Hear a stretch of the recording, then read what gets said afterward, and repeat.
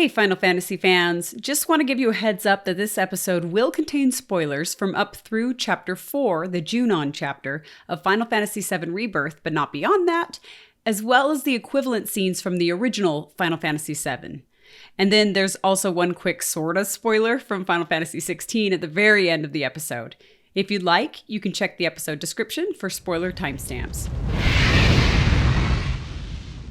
In this case, the monster got the one up on her. No, I don't buy it. It's one of those where it's like, I don't know, this water monster was weird anyway.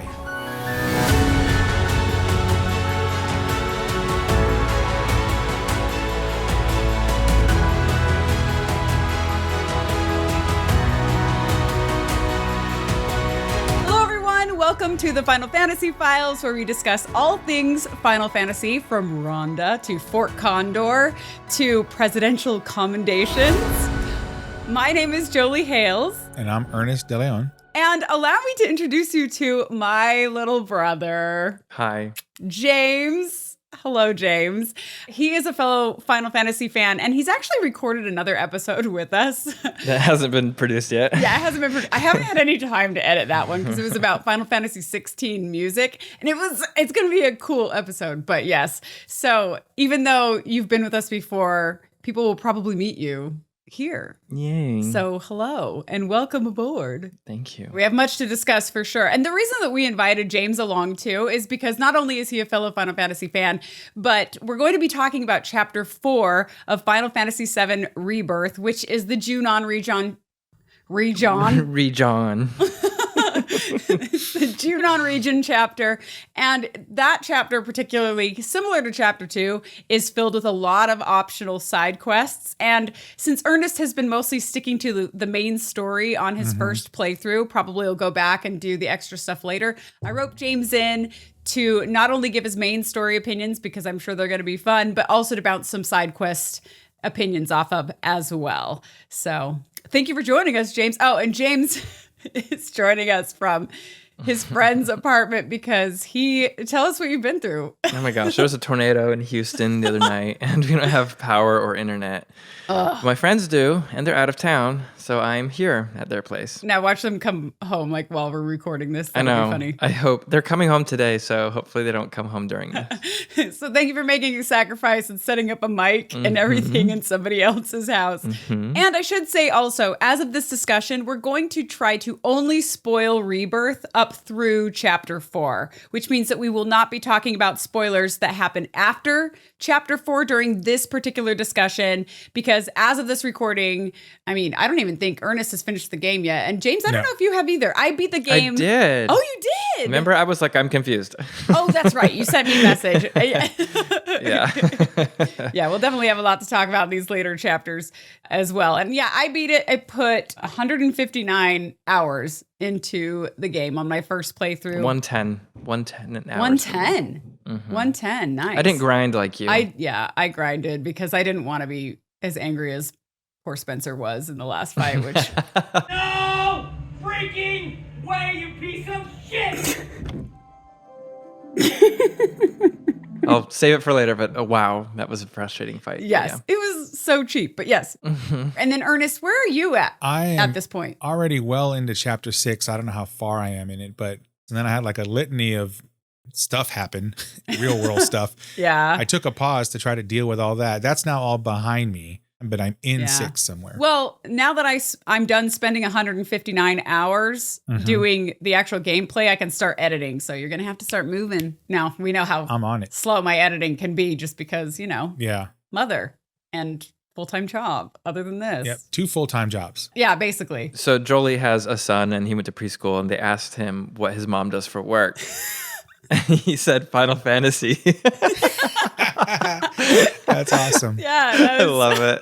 They did for Mother's Day, they wrote like a survey, and he also said that I make really good spaghetti. I don't think I've ever cooked spaghetti for him in my life. So he probably heard some other kid, but yeah, what does your mom do for work? Final Fantasy job. And I was like, that's right. I love it. Hopefully the teacher knew that it was a video game and didn't think something else, because I know, because the name. Someone else hears that and they're like, No, like Final Fantasy. that sounds inappropriate. What is your mom, a porn star? Right? Like, what's Yeah. going on here? Yeah, exactly. Like, hopefully they at least know what it is. So they, video games. I Yeah, get it. like if you're searching on YouTube and you search slightly wrong for our YouTube channel, you'll get some stuff that's not Final Fantasy. Exactly. Right? Yeah, That's what I mean. Like nowadays, you just never know. Like You never know. You search and you're like, oh wow. Yeah, I wonder what they were thinking, because I highly doubt that those preschool teachers know that Final Fantasy is a video game. No, because they're probably like, what, in their 20s? Probably. Not that there wasn't something around, but there was quite a dearth of content for a while from Square Enix in this whole like franchise. So Maybe they've heard of it. I don't know. But yeah, so let's, this is going to be a long episode. I can tell you that right now. Goodness. Okay, so as a story refresher, Chapter 4 is called Dawn of a New Era. And it starts right after Cloud and his party exit the Mythril Mine, and then it continues all the way until they board the cruise ship at the port of Junon. So it's pretty big, and it's got linear content in it, and it has open-ish world content in it. So it's actually quite a massive chapter. Just to give you an idea, so I actually ran the numbers because I'm recording all my gameplay so I can see actually how long I'm spending. It took me 17 hours and 14 minutes to go through this chapter. And that was with completing all the side quests, doing all of Chadley's intel, which is a lot more than for chapter 3. It took me 2 hours and 10 minutes. So it was a 680% increase in time. Oh, the Fort Condor. Oh, we have much to discuss. The Fort Condor in there was so frustrating. Oh my gosh. Ooh. yeah, Yeah. I've given up on Chadley at this point. I'm like, I'm just not going to. Everyone hates him. You hop on Reddit and they just don't like him at all. I actually started to like Chadley. Like, he's starting to grow on me. I don't mind him. What was it, Remake? I actually started to enjoy the fact that like he was helping Oh, Spencer hated him in Remake. and creating these materia. So like, had they just kept his role as a bit part of like, here's how you generate new materia, Oh no, they expanded it. He is I would have been everywhere. happy. Exactly. Now that they did that, I'm like, okay, I'm done with this kid. I just can't do it anymore. Well, the worst is like, and you probably didn't even experience this, Ernest, but if you go and do a ton of intel quests for him for like 6 hours, and you go and you report it, he's like, thank you so much for all of this. And then you walk away for 1 minute and come back and talk to him. He's like, I've noticed that you haven't been helping me on my intel. It's like, it's been 1 minute and I spent 6 hours. Shut up. I've observed that world intel collection is stalled of late. It's like, where's the plug for this AI? I'm about to pull it. Yeah. yeah, right. Right. So because this chapter is such a mammoth chapter, I thought for this discussion, we'll have to go kind of fast so we're not here for 10 hours, but we'd start with the chronological story stuff first, and then we'll go back and cover the optional content like the intel and things like that. So does that work for everybody? Yep.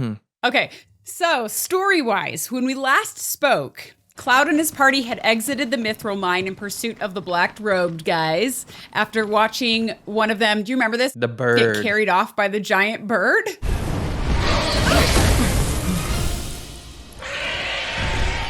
Was it the condor or a different bird? It is the condor. I had the same question. Oh. So, like, I actually went back to the Interesting. footage and I looked because James is alluding to, there's a side quest you can do later where you actually see the condor again, and I matched them up and they are the same bird. I didn't even think about that till now. Yeah, it is the condor that comes down, carries off the robed guy, and at that point, the party has the same objective of follow the black robed guys. That's like still our mission at this point. And that means that they're gonna follow them into Junon. Shinra territory. because they assume that the black robe guys have something to do with Sephiroth, and Sephiroth is, I guess, the overarching objective here. And at this point, right when this chapter opened up, I actually went straight into side quests for 5.5 hours before doing story stuff. But if you just followed the main story, then it took you to Under Junon, which is like this kind of fishing village. It's snubbed by the upper city. You know, there's a lot of that theme going on, similar to Midgar. And it's this fishing village that's literally set in the shadow of this wealthier city that's above it. And the first person we meet at the entrance is, do you remember her name? No. That's why I'm here. The mayor, you mean? Yes, Rhonda? Rhonda, yeah. Okay. I remember her saying, I'm the mayor and sheriff. And I was like, oh, this is small town right here. My name is Rhonda. I'm the mayor and sheriff around these parts. So she's the Shinra-hating mayor and the sheriff of Under Junon. I played the demo, and the demo does that part of the game. Oh. But it does like an abridged version, and you fly through it, and you don't have time to level up. And I was like, oh no. The open-ish world demo part. Mm-hmm. Yeah, see, I don't think Ernest and we both skipped that one and went straight into the game. Because in the demo, you enter Under Junon, you talk to her, and some kid's like, help! And you are forced to run down and fight that water dragon thing. Are you serious? Without any warning. So that's what I was thinking I met Rhonda. I was like, oh, I'm going to fight that guy right now, but you don't. Oh, I had no idea that's what they actually like streamlined the story too. You just go straight down to the water. That's a little awkward. Yeah, it was hard. Huh. Yeah, I enjoyed that interaction just because like there's a pattern you're seeing here of like every one of these little cities or towns you go to that has an association with Shinra in some way. There's somebody there who has like this checkered past with them and hates them. But in order to survive, they have to maintain like this persona, like a front with Shinra so that they can benefit from them, but they're more than happy to sabotage them on the back end. I'll keep the troopers occupied. While we're talking, you two go up and over. So like this interaction with her where she like was first trying to get them to admit that they were Avalanche. Right. And then Barret was like, who's asking? Or I forget how he said it. Avalanche, huh? That depends on who's asking. A woman who could turn you in. And be $100,000 richer for it. Well, you know what they say. Can't take it with you. Then she came out and like, yeah, you know, I hate Shinra. Down here, though, we know when to turn a blind eye. Consider our lips sealed. Sorry, but I call bullshit. Well, I don't think you would, if you knew even half of what my town's been through. It was this crazy like situation all in this one conversation that happened right there at the opening of this chapter. I was like, wow, this lady is she is so angry at Shinra, she's willing to like burn the whole thing down. And it's interesting because Rhonda, we don't talk to her a ton in the game. It's just a little bit. She's actually not in Original 7, by the way. She's created just for Rebirth. Mm-hmm. And even though we only talk to her a little bit, she actually has quite an influence on what happens in the story, which is interesting too. And I thought Rhonda was interesting. She wasn't as interesting to me as Broden was from chapter 2. I thought Broden was especially interesting, but I thought she was an interesting enough character who did add to the story, especially when we do, and Ernest, you may not have seen this one either. There's a side quest for her that we'll discuss later that gives even more background on who she is and at least what her motivations are. My son. Haven't seen him in a spell.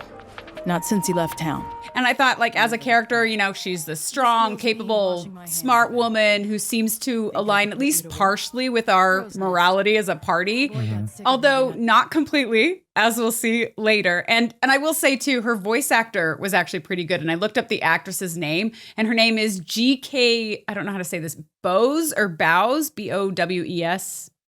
But she's Tahitian, which... That's fun. I don't know a lot of Tahitians, so that was unique and cool. But for me, it was nice to see like a non-mousy, talented female voice actress introduced in chapter 4. So I was a fan of Rhonda. Yeah, she's way better than the sheriff of Nibelheim, who was like fanboying all over the place. And then the minute he realized that Sephiroth was the problem, like he just froze. He didn't know he has a gun in his hand, doesn't know what to do. Yeah, like, she seems like the kind that would actually shoot somebody. She would have actually pulled the trigger. Right. Yeah. Exactly. I liked that sheriff. I thought the voice actor for that sheriff too was pretty good. Do our village proud. But to your point, like the way they wrote the character, it's like shoot Sephiroth. Come on. Do something. Like you're a sheriff. Like Rhonda would have shot him. It wouldn't have been successful, as we know, but she would have been dead. But still, she would have tried. Yeah. And then as far as the town of Under Junon goes, as you might expect, just like Calm, it's another massive expansion of the village that we see in original Final Fantasy VII. So in the original game, Under Junon is pretty much just like one wide panning camera angle of like a handful of homes and like a shop or two. And there's only like 3 pretty much hunched over NPCs who you assume are supposed to be elderly, I think is what they're representing.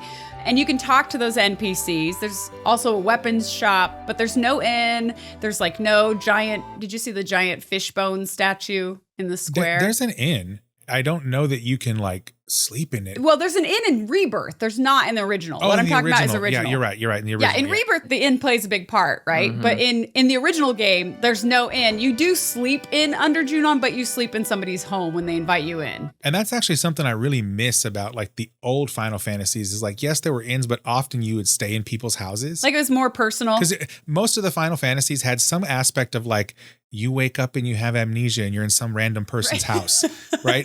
Well, that didn't happen here. Like there was actual proper inn, you go stay in there, which is kind of cool. They modernized it a little bit, but yeah. Now, in the original game, you can go to the shoreline and you can meet Priscilla. So Priscilla, the kid character, she is in the original game, but there's not really much to do beyond that in Under Junon. It's really a pretty small location. And when I went back and looked at my original gameplay, I spent 21 minutes there total in that village, which included a lot of the events that also took place in Rebirth. So it's not like I spent 21 minutes walking around. It's like I probably spent 5 minutes walking around and then the rest of the time was spent doing actual quest stuff. But conversely, just like how Calm was this like massive expansion of the original game, so is Under Junon. It still gives that impression that it's like this impoverished fishing village that has been taken advantage of by Shinra, but it has shops, there's like levels, and then just like Calm, there are people everywhere. And I love that about these reimagined games. I love the people everywhere. And one thing that I've come to notice and appreciate is that, did you notice that in every single town you visit in Rebirth, they tend to have their own band, like a musical performing band? I didn't notice that, but now that you bring it up. Yeah, I started to figure it out at this point. And the band totally fits the vibe and like the tone of that particular city. They're just in the background, right? But if you remember back in chapter 2, I think there was like either a cellist and I can't remember. It was like, they had like a 2-person band that, I mean, or just an ensemble or a duet, really, I think. Like a pianist or something, right? It was like a cellist and like a trumpet, maybe? I don't remember what it was, but I'll have to go back and look. But it fit Calm. And in Under Junon, they have this musical band where the musicians are playing a banjo, a guitar, a fiddle, and an accordion, which makes perfect sense because they're trying to have like that Wild West theme. Yeah, it's like this kind of honky tonk, you know, it's awesome. I love that. And so I started really paying attention. So pay attention to the bands that are stationed in every city. And there's one in Upper Junon too. So it's sort of like a NPC version of like the orchestrion or the jukebox. Yeah, like a visual representation. Like we hear the music too. Yeah, but it totally fits the vibe. But that's one thing that Final Fantasy does so well is they know how to ace that kind of tone in every way. They get the visuals right. They use sound. They know how to make it all represent. Even the accents when they're talking. I ain't got the space to put y'all up. I will say, though, that the tone of Under Junon is much different in Rebirth than it is in the original game. So in Original 7, and this is common for Original 7, the town felt empty, but it also felt more sleepy with like, aside from Priscilla, those few NPCs in it were all really elderly. They're walking really slow. Whereas you go to Rebirth and there's a lot more people in Under Junon and the people have a lot more youth and they have a lot more spunk. And part of that is obviously due to the sheer technical ability to put a lot of NPCs in the scenes back then compared to now, but it's also due to what the NPCs are doing, right? So they're playing music, they're swimming in the ocean, right? They're working at the docks, taking care of businesses. And then of course they're even picketing at the Shinra elevators. Do you remember that? Which that's something especially that would not have been done in the original game Fishing Village. That scene could use a little bit more sound design finesse, but you know, small critique. Junon has no president! Junon has no president! Yeah, you can tell like they've like all of these things that what they've trying to do is like kind of create like this persistent world like vibe where it's like even though you might move on, that little village or whatever is still like existing and doing its thing. The people are still living their lives. Yes, and I like that. It's like a persistent world kind of whether or not you're there. And so like you're engaging with it for in this case, a couple of hours, but like for a little while and then you move on. But like that just like in the real world, right? You go visit a city, you have fun while you're there, you leave. That city doesn't just like shut down when you leave, right? It just keeps doing its thing. It continues. And I think that's what they were trying to do with this game, and they've done a really good job of it. I think you're totally right on that. And in the original game, like, yes, that place existed, but it was so sleepy, I think most people forget. Would anyone else just like walk around and like listen to every NPC? Oh, I did. Me too. Hey, you see that trio that took the elevator up top? Had to be Turks. Those suits are unmistakable. Wonder what brought them here. Whatever it is, I'm sure it'll bring Avalanche too. And then all hell's gonna break loose. I spent a lot of time doing that. I totally did that. Like, I would walk around and just like listen to, and some of the commentary of the NPCs is interesting. Ocean's real quiet today. Too quiet. Something's brewing, can tell you that much. When an old salt like me says you ought to keep your feet on dry land, you listen. And some of it, I'm like, that is so dumb. I love watching that dolphin splash around in the cove. He's so cute. But I love that it's there. I generally try to avoid them as much as possible just because You're the antisocial cloud. And it'll be a cold day in hell before I work a Shinra ship. I find their like conversations kind of distracting. Believe it or not, those bones over there came from a real fish. I'll never forget the day we reeled it in. Nearly capsized 10 times over, but we caught it. It's not like I avoid them, but like if I happen to pass them in the normal course of playing the game, sure, I'm going to listen to what they have to say. Yeah. But I'm not like actively going and looking for them. Bet we'll be hearing rumors of ninjas here soon. After that, won't be long until kaboom. Especially because they like, at a certain point, they repeat themselves over and over, right? Yeah, so well, they're on like a cycle, right? Right, exactly. So like people are going to badger me for this, I know it. Like once they start integrating AI into these things, that shouldn't happen anymore. In theory, they should be able to like live, if you want to call it that, in their world. Well, that's interesting because I actually, when I went to NVIDIA GTC conference just a few months ago, I went to a conference talk all about programming NPCs in games like Final Fantasy with AI so that the dialogue just continues. Exactly. It's not very far off. Like, it's going to be happening soon. No, we're almost there. And I know a lot of people hate AI for a number of reasons. Some of them justified, some of them maybe not so much. I don't think it's going away. No. And hopefully there will be aspects of it that are going to be helpful. Oh, I love it. To making a unique experience. Yeah, there's problems, right? Everything has problems, but like generally, I think it's a net benefit at the end, right? We just have to be careful. That's all. Yeah. We have to make sure the singularity doesn't, And we still have jobs. It's coming for our jobs. The learn to code my gosh. thing doesn't really work anymore because AI can code so much better than us. Yeah. I use Copilot at work. Yeah, so do we. Yeah, that's the problem. It's a runaway train, right? So like you have to like there are human beings in the way of it right now. So we have to like figure out how do we leverage this thing without running over people. Exactly. And that's an entire other conversation we could have that it's going to get interesting. The next decade's going to be a little bit crazy during this AI kind of revolution, as they call it. So anyway, back to the main story in Rebirth. So when Cloud and his party enter the village, you then get an update. If you do go talk to people, see, I like talking to people because I'm all about the lore. I'm all about the story. And sometimes you'll get little pieces from people that have to do with the story or the characters, gives maybe a little bit more depth. So, what's happening topside? A Shinra event, one they're pulling out all the stops for. We gotta get up there to see it. And how do you propose we do that? Hitch a ride on the Condor? So I'm always the one that's talking to everybody, listening to everybody's conversations, judging them, as being good or bad. That's awesome. So if you do that and you talk to people, you basically get the impression, you get the story that Shinra basically screwed over this town and they just happen to be like planning some big Shinra parade up in the main city above, right? So when we enter the inn and we talk to the innkeeper, as suggested by Rhonda, we then hear a little girl, Priscilla, yell for help outside. Room for one. Help! And we rush down to the shore to see what's going on. So apparently if you do the demo, they cut out the whole inn part and you just hear Priscilla when you're talking to Rhonda. But in the game, you're in the inn when that happens. Oh, and this is where I start to have a lot of opinions, okay?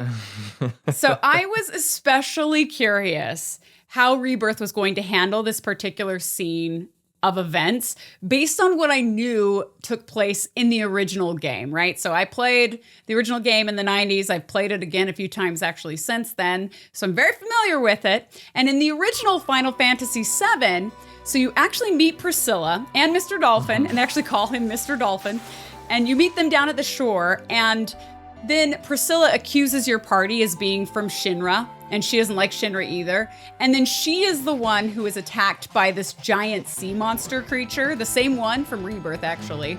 And then Cloud's party fights off the beast, and then rushes to Priscilla's aid on the shore. And this is where I always felt it got particularly weird in the original game. So Priscilla, at that point, is apparently not breathing, and a townsperson, one of these elderly townspersons, comes down and commands you to do CPR on her. And the CPR turns into a mini game. That's right.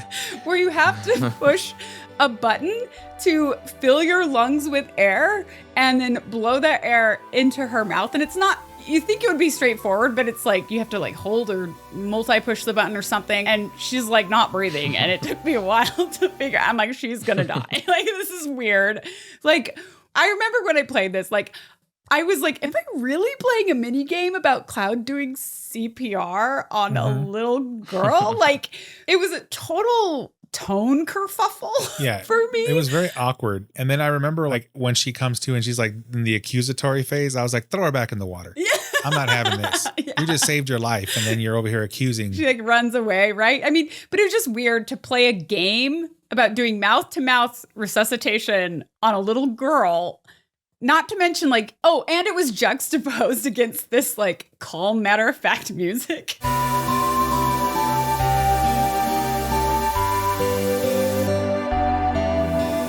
That was playing in the background. So it's just like, blah, blah, blah. Just like the typical village music. And I just remember that scene was weird to me then, and it's weird to me now. Wait, was it Priscilla? I thought it was Yuffie. No, it was not. That's the thing. Okay, that is the thing. It was Priscilla, this little girl. So in Rebirth, Priscilla is the one who yells for help, but when we rush to the shoreline, it's actually Yuffie. It's Yuffie, Okay, and so she's out in a canoe, and she's being attacked by the sea monster. Right. And that's swimming. Okay, after you beat the beast and you're in the water, and you see Yuffie lying there like almost dead on the beach, and they're like, "Help her!" The speed at which you swim. Maybe someone should go find a doctor? There's no time. And you're the furthest person. Are you the only one out of all of those villagers who can do chest And it's just like this really slow, like swim.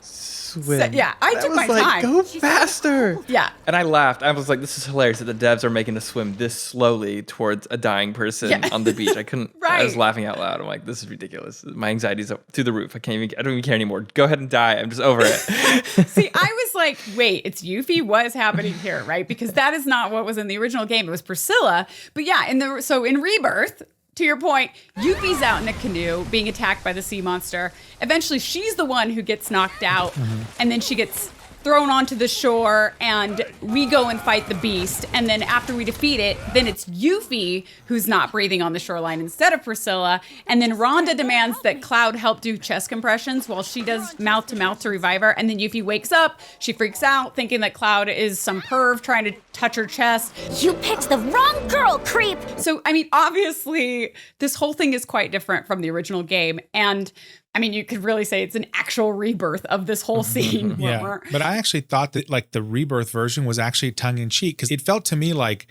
because the original one was so awkward, the Rebirth version, like they took it and they ran with it and they tried to like make fun of the fact that the original one was that way, but instead of a little girl, thankfully they put an adult, right? But the point is like, but Yuffie's not an adult. Yeah, she's like 16. Well, I mean, in a Final Fantasy world, right? Like not, yeah, not like, touche. You know, what's Cloud, like 20 or something? Right? Something like that. I think Barrett's the only one that's an actual adult, right? Like he's probably in his 30s or something, I'm guessing. And maybe I needed, okay, so one of my favorite things about this game is that they don't take themselves too seriously and everyone's in on the joke, right? If you decide to be. And that's why they can get away with things that might be super weird. But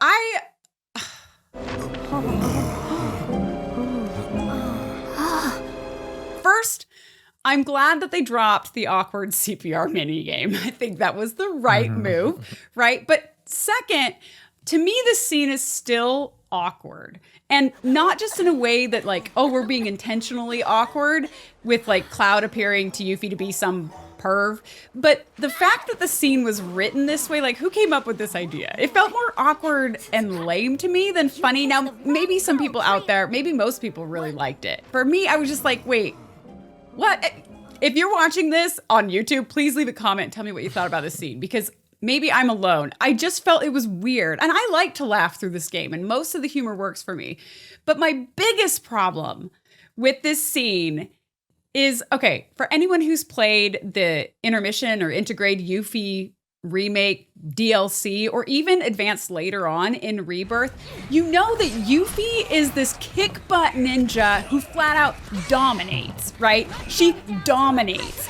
And here we're supposed to believe that she's this damsel in distress out in a canoe and she stops breathing when some big fish knocks her over. I'm not buying it. I'm sorry. To me, big fish. It did not work. It didn't work. She's like destroying giant machina like with her ninjutsu with no problems in other places. And here she gets knocked over. She's like, oh, yeah, let me help the writers out on this one, because I know I always take their side. To take the writer's side. Two things, right? Number one is she's out in a boat, on a canoe, on the water, right? So she's not on solid land where she has an advantage, right? She's at a disadvantage because this thing is a water monster. Yeah, she could basically just jump in the air and be on land. Like, she's that ninja. Number two is usually, right, the ninja's advantage is that they're the ones in the shadows stalking the prey. They have first mover advantage, right? In this case, the monster got the one up on her. No, I don't buy it. It's one of those where it's like, I don't know, this water monster was weird anyway. Like even the fight itself was like the little spouts of water that were coming up. I was like, oh, this is odd. I was just distracted by the speed at which you swim towards the dying person. I just couldn't. I love it. That's like what you so frustrating. But that shows like how empathetic you are to the characters, which is good, because you're like, I want to save her. And I'm like, why is it Yuffie? To me, that was like annoying, but expected, because to me, it's the exact same thing of like having to crawl to Sephiroth and having to push those giant vacuum cleaners around. Ernest hates going slow. Yeah. So slow. It's annoying. Okay, well, regarding the writing, like you're talking about, right? From a writing perspective, as a writer. So I think that this scene was an attempt, and I appreciate the attempt, to fix the awkward scene from the original game while simultaneously introducing Yuffie to the party. Right? They're trying to do both of those things at one time in this scene. But it ended up evolving what was awkward into like a different kind of awkward, and it just didn't work for me.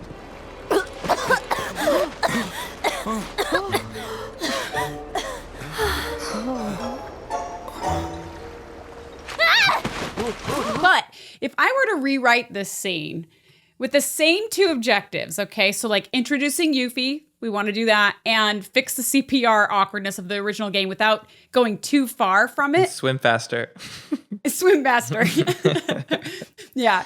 But I probably would have kept Priscilla as the sea monster's victim and then had Yuffie show up to help save the day and work with us to defeat the monster. Because she's friends with Priscilla, so she would have the motivation, right? They've mentioned that later on. And then you could have Rhonda and her team revive Priscilla as our party watches with more of a concerning than humorous tone, and then have Priscilla thank us and say that she'll do what she can to help us while Yuffie runs off and then appears at the inn the next morning. It wouldn't have been as funny, though there would be moments in there. You could sprinkle some humor in there. But to me, that would have fixed the problems that I saw with the scene. But then again, maybe I'm the only one who had those problems. I didn't even think about that part. Really? To me, it was just part of this long-running gag that's been going on now for the chest-touching perv thing? That's like so lame. Not the chest-touching perv thing, but like this whole like love triangle thing with Cloud and the other two, and then like here's a third one that it's just a gag to me. I don't know. Maybe I'm reading too far into it. And then I also thought, like you said, like they realized the original one was kind of cringe and they tried to lean in on it. I do appreciate the idea of leaning into this scene was so over the top weird that we're going to lean into that. Like, I appreciate that. So if I'm just the lame person who maybe was in the wrong mood when I watched it. Well, you've never liked Yuffie. Well, okay. Well, back in the original, sorry, I don't want to jump ahead, but ever since she stole your materia, you're like, I hate her. You remember that? I do. I'm sitting on your purple B-Mag. Yep.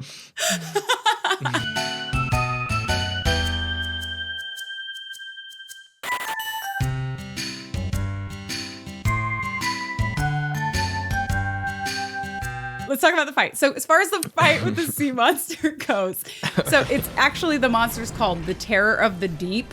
Ernest, you're on story mode, so it's like auto Yeah, fighting. so to me, it was the chicken of the sea is what it was. And I beat it up. The most annoying thing of the entire fight was when it would get one of your party members in the bubble. Yeah. And then you had to go beat the bubble off of them. And if you didn't have the right materia equipped, I think you needed lightning. That was my problem. Well, I knew it was coming because I played the demo. What it was like for you. And the demo, you don't have time to like level up and stuff. It was really hard. So I knew it was coming.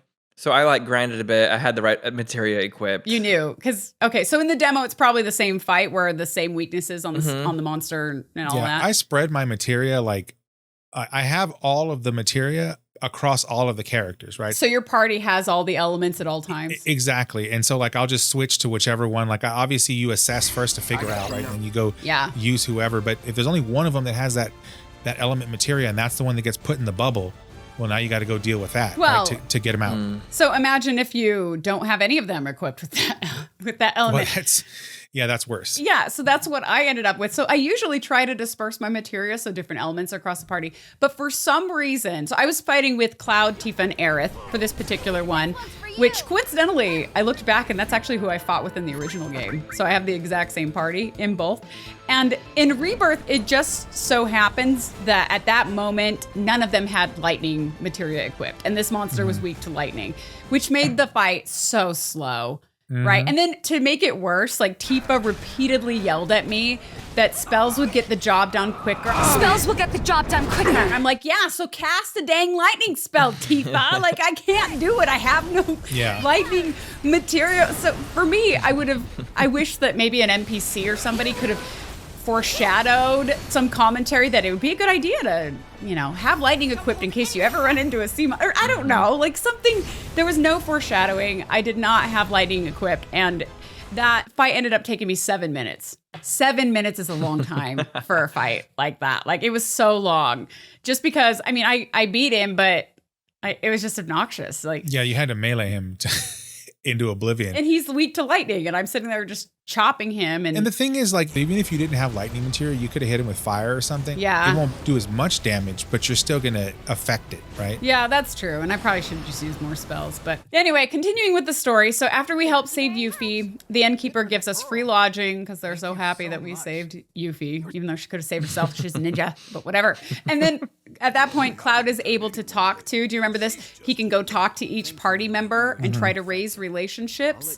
Did you do that, Ernest, or were you streamlining trying to get No, done? I did do that. I went and talked to all of them. But the thing I still haven't been, number one, the little icon for whether or not like they're happy or not is so small that if I don't have my glasses on, I cannot tell what the hell's going on. And then the second thing is I just can't figure out like from like the dialogue options, like what should I be? I try to guess, right? Like, okay, what's the better option here? But sometimes I get it wrong, and I do too. I pick the wrong thing, and I'm like, okay, I don't understand what I'm supposed to be saying here. Well, the timer is ticking down, so you don't even have time to digest it. That's what makes me the most frustrated because it stresses me out whenever there's like a timer like that. I totally picked the wrong thing with Aerith. I said we met in the church when we obviously met in the intro of the game. I did the same thing. I put we met in the church because that's what came to mind really fast. And she's like, ooh, so close. And I'm like, dang it, I know this game. The church, right? Oh, so close. That was the second time. I got that one right. Well, you suck. But I got other ones wrong. Clearly didn't. The other thing is sometimes when I'm playing, like I'm just in a mood where I'm like purposely trying to put the wrong thing. Right. This is one of those like little things that like, yes, it's great that they added it in there. And for the people who like want that, that's awesome. I literally don't care about that part. I wish they'd just take it out or that you could turn it off. See, I think it's fine.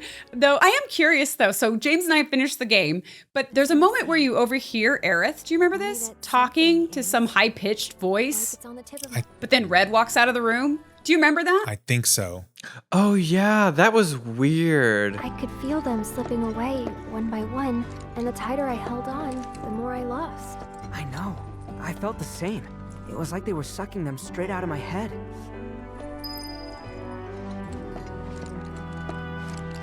And the worst part is that I don't even know what's missing. Only that something is. Like it's on the tip of my tongue, but I just can't remember. Damn whispers. Speaking of, you seen them lately? Cloud. Who's in there with you? Oh. Red. I forgot about that. Yeah, but they answer the question later, but Ernest hasn't gotten there. Oh. I vaguely remember that, but Which I also have problems with, by the way. We'll get there. Yeah. I probably just thought it was Tifa or somebody and just went on with my business. I didn't stop to like consider who it was. You didn't care. See, I'm like every little detail. Yeah, me too. I pay such close attention, and I was so confused. I had forgotten about that. But that is one thing they answer later. They answered that later, and I was like, what? Yeah, the answer later was not a good answer. I was so confused. I'm like, wait, who's talking? Yeah. So I'm glad I didn't pay attention really, because then apparently they didn't even do a good job of like explaining it later. Well, it'll be pretty blatant. It still doesn't like make sense. I was like, No. Like, I'm excited to talk about that too, because I have many opinions on that. Mm-hmm. But anyways, okay. So then you talk to people, try to build up relationships, get things right, get things wrong. And then you go talk to Tifa. You're not interested, are you? Not really. But I'm happy to listen, so go ahead. And the conversation with Tifa is more elaborate than the other conversations because like Cloud sort of like apologizes for not trusting her in Calm, and then the two of them continue to be these absolutely terrible communicators, albeit with at least some glimmers of maturity in this scene. Was this another test? No, it wasn't.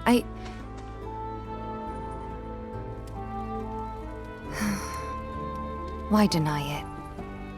I guess it was, huh? I'm sorry. It's fine. We'll find time to talk. Just the two of us. Not the greatest character moments, but I would take scenes like this over not having any character scenes at all. I know, Ernest, you don't like this stuff. I love character building scenes. I just wish they were a little bit better. But at the same time, no game is perfect, and I do feel like this game is trying to stay somewhat close to the original game, and so like how much more can you really build out these kind of character scenarios without straying too far? So I'm forgiving of it, but I do like when they try to get the characters to talk to each other about stuff that's more than surface level. And while Tifa's line about Cloud's get ready to spill your guts, just be ready to spill your guts, huh? Is like super cringy. Did you notice Cloud's response of with my iron stomach? I don't remember this. Did you notice that? Wait, what? Where? I haven't. This is in the inn. I know. So if you took 110 hours to play the game, this is like 90 hours ago. Right? I didn't replay this part yet. Yeah. I don't remember it specifically, but I obviously went through the dialogue. So right. Well, it only stuck out to me because so Cloud talks about having an iron stomach, which was just particularly interesting to me because it points directly to the plot points about Cloud from the original game and Crisis Core. So I won't reveal how so here, but anyone who remembers the details of those games will understand why Cloud's response is significant in this moment. I've played both of those. You're like, what remember. I guess it just went over my head. You'll remember once this conversation is over. I can't wait till I get to the end of this thing and I'm like, oh, now it all makes sense. Well, maybe. You would like it to. No, there's still one more installment, right? Before it's all said and done. That's why I'm withholding absolute judgment after having played the whole game. Like, it's kind of not the end of this. Well, it isn't the end of the story, right? But still, I'm like, anyway, that's okay. So then the next morning, back at the story, right, Yuffie interrupts the party with a more formal and over-the-top introduction. My name is Yuffie, materia hunter and elite ninja operative for the interim Wutai government. I left my beloved homeland behind to bring an end to Shinra's reign of terror and prove that Wutai's not to be trifled with.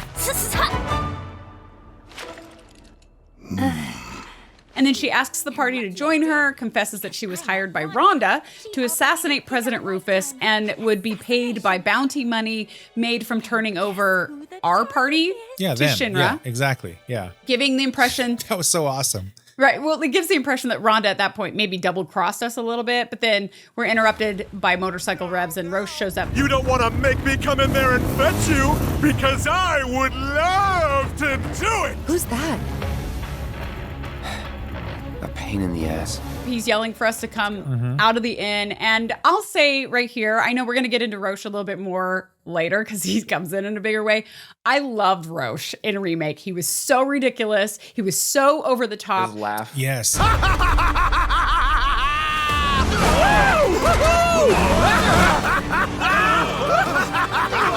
Now, this is what's interesting. I did not like him in Remake. Really? But by the end of this chapter, I loved him. That's awesome. Okay, cool. I liked him, but playing it on hard mode. Yeah, hard mode. Was so hard in Remake.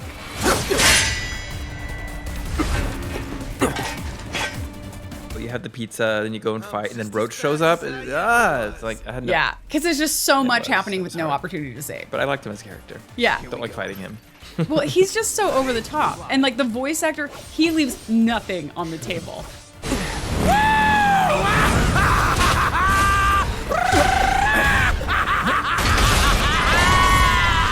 Like he is all in. And I smiled when I saw him here too, even though he's like ridiculous, but I think that's why I love him, because he's ridiculous. Let me say this, because we don't know, right? None of us work for Square Enix, but if you are working on the 6 remake or planning it, that voice actor needs to be Kefka Palazzo. You think Roche should be? Yes. He could play a clown. Absolutely. I feel like his tone, his timbre's a little bit low. He would nail that character. Oh, he would do it well. I'm just wondering if like his tone fits. A psychopathic mage? Oh, absolutely he could pull it off.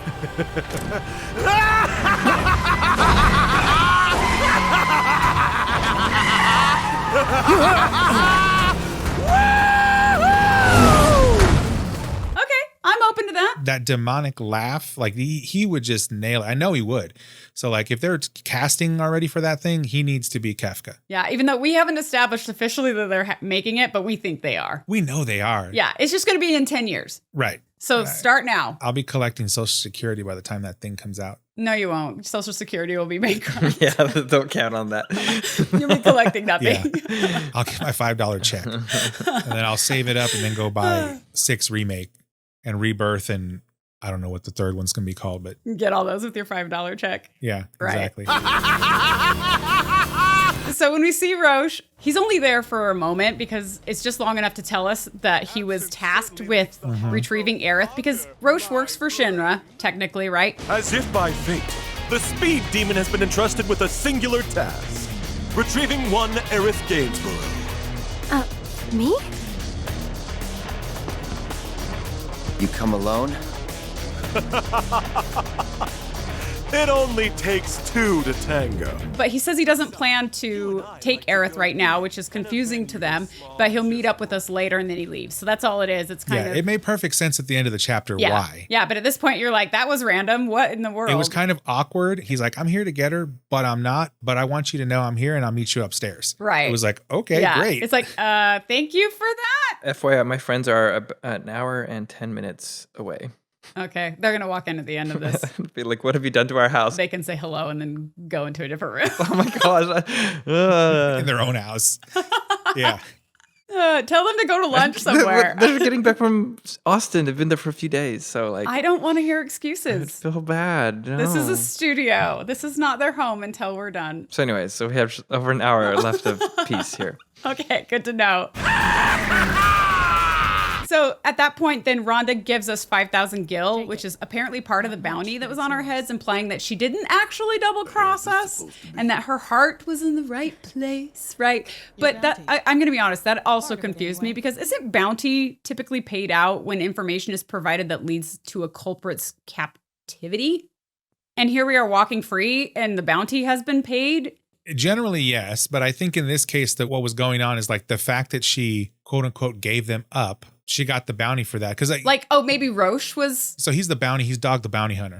Okay. That's what I didn't understand. Okay. Yeah. He was saying like, I'm coming. Like that kind of works. The bounty was paid because she gave the information, and he's the bounty hunter who was supposed to come. And he shows up. Get them. And he's like, I'll see you later. Exactly. Right. Exactly. Okay. Yes, I got the bounty. Now let it go. Yeah, even has the same hair as Dog the Bounty Hunter. Now that I think about it, right? Their haircut's the same. I don't know. They weren't in captivity, and the wanted posters. I went and looked back at them because I'm this detail oriented, and didn't say you get a reward for information that. Yeah, so just take our modern day like FBI Most Wanted. Like they don't expect you to go arrest the person. You get paid for the arrest and yeah, but you get paid for the arrest. That was my whole point. Is like you don't get paid until after the party's in captivity. I mean, I hear that there's significantly less crime in Japan than other Western countries. So maybe Square Enix just doesn't have a lot of experience in how bounties work. But usually, like there has to be captivity first. I don't know. Yeah. I was just confused by that. Apparently, I was alone on that one. I mean, it's a video game, right? Like, no, it's real. She needed to get her money to double cross them. It's funny because if you think about, like, if you back away and you look at it, like, it's almost like she was taking their money to kill him, Rufus Shinra. Obviously, it didn't pan out that way, but that's the point. Is like that's the idea. I'm going to send assassins to kill you, and you're going to pay me for the privilege of that. Yeah, that is clever. I like that. She's crazy. She's crazy. That's what it comes down to. And she has a big influence because that scene affects so much later on, right? We're on the same side. Always have been. So at that point in the game, we go back down to the shoreline. We actually talk to Priscilla in hopes of finding a way up to the main city of Junon because the elevators are off limits for anybody who isn't officially with Shinra. And I do need to give a quick thank you to the casting team for casting Priscilla with a child actor or teenage actor, right? And not an adult. I'd be happy to. Our community knows I hate when adults are the voices of children with the passion of 1,000 suns. So yay for that. She's the one who introduces us to the dolphin minigame. Do you remember the dolphin minigame? Yes. Now we ask Mr. Dolphin to get you up. With his help, it'll be a cinch. This minigame is like a way for us to jump up to the dock control room. That tanker's the quickest and easiest way into the city. It immediately reminded me of two things. Flipper, right? The original. The TV show. Yeah. They call him Flipper, Flipper, faster than lightning. And then two is the game Wave Race. I loved that game. That's what I was thinking. So fun. But you unlock a dolphin in Wave Race if you like beat the game. Yes, exactly. Yeah. That was the point. It was like Wave Race and Flipper at the same time. And then you just fought Chicken of the Sea earlier, right? So like that's one thing I will say, like the theme for me of this entire chapter was this thing was just one long run-on gag and it was hilarious from beginning to end. Yeah, I thought did you think of Wave Race, James? James and I played Wave Race growing up. I mean, subconsciously, yeah. I totally had the same thought when I was playing this. As soon as I got on that damn dolphin and then you were like trying to like go around the buoys and do that, I was like, oh, This is Wave Race with Flipper. It was great. But I will say, like, I was pretty neutral on the dolphin game at this stage, right? Like, I didn't hate it, but I didn't want to play it a bunch of times. It wasn't too hard, so I was okay with it. Yeah. It wasn't terrible, so it didn't, like, restrict you from moving on. But I will say, though, like, when you run into something with the dolphin, I winced every time. It felt like the dolphin's like, and it like hard stop brick wall. I'm like, oh, I'm so sorry. I may have just been imagining this, but I feel like every time you did, like the screen would briefly flash red. I don't know. I'll go back and look. I don't think so, but it felt that way. But it just keeps reminding me, like, this 7 Remake series is just like they keep putting all of these other little mini games that are call outs to like to other games and other franchises in history. And it's like, this is great. All in one game. Giant game. Yeah, like you've got developers who are writing a Wave Race into a JRPG. It's like, this is amazing. Like, where else do you see this kind of stuff? You don't. And that being the case, like there are entire games that are just focused on the mechanics of this dolphin game. Like Wave Race is just that, right? Exactly. And obviously a game like Wave Race, they're going to put all of their eggs in that basket. They're going to make sure that everything's refined and that the game works really well. But the fact that Rebirth developers are able to do as well as they do with each of these mini games that are basically little sides, sometimes even optional things that you play, is pretty impressive. Like they're really doing a lot. Yeah, it still blows my mind that they got Queen's Blood in this thing. Chocobo racing. Yeah, Chocobo racing is Bird Mario Kart. Queen's Blood is like a very complex game. And it's super fun. And it's fun, but like it's a complex game to code all of that logic in there. There are literally like modern games where an entire team of people write something that complicated, and it is a standalone game like Magic the Gathering or Hearthstone, or and they put this in it's a mini game inside of another video game. These developers are impressive. I totally agree. When it comes to the dolphin game, did any of you guys fail it? I don't even know if you can. I failed it the first time. Oh, you can fail it. Well, I didn't know. I don't know about fail it. Like, did you need to do it another time though? I know that I did not get it right the first time. What happens when you don't get it right? I don't remember if there's like a fail state or if it just like loops you back around and like you kind of like start the course again. I can't remember because it's been a while since I played it. But so I thought that I was going to fail it because I ran into at least 2 things hardcore and it just felt painful. But somehow I guess I did well enough to be launched into the air, and I do like that flip thing and like land at the top and strike a pose, and you look down and your party gives you a thumbs up. So I was not expecting that my first time because I felt like I didn't do a very good job, but it must be pretty forgiving, except you still bombed it. I chuckled to myself. I'm like, the only way to get up there is to ride this dolphin. It was so good. I was like, okay. Well, you know, that's interesting because do you remember that there's actually a dolphin minigame in the original Final Fantasy VII? Right. It was just them being true to the original material, which I appreciated. So I was like, ah, ha, ha, ha. In the original Final Fantasy VII, it's not a race at all. It's just one static screen, and it's a jumping kind of mini game where you have to basically put Cloud in the right location in the water, and then you call the dolphin to launch you up at just the right spot so that you land on top of this beam on the tower.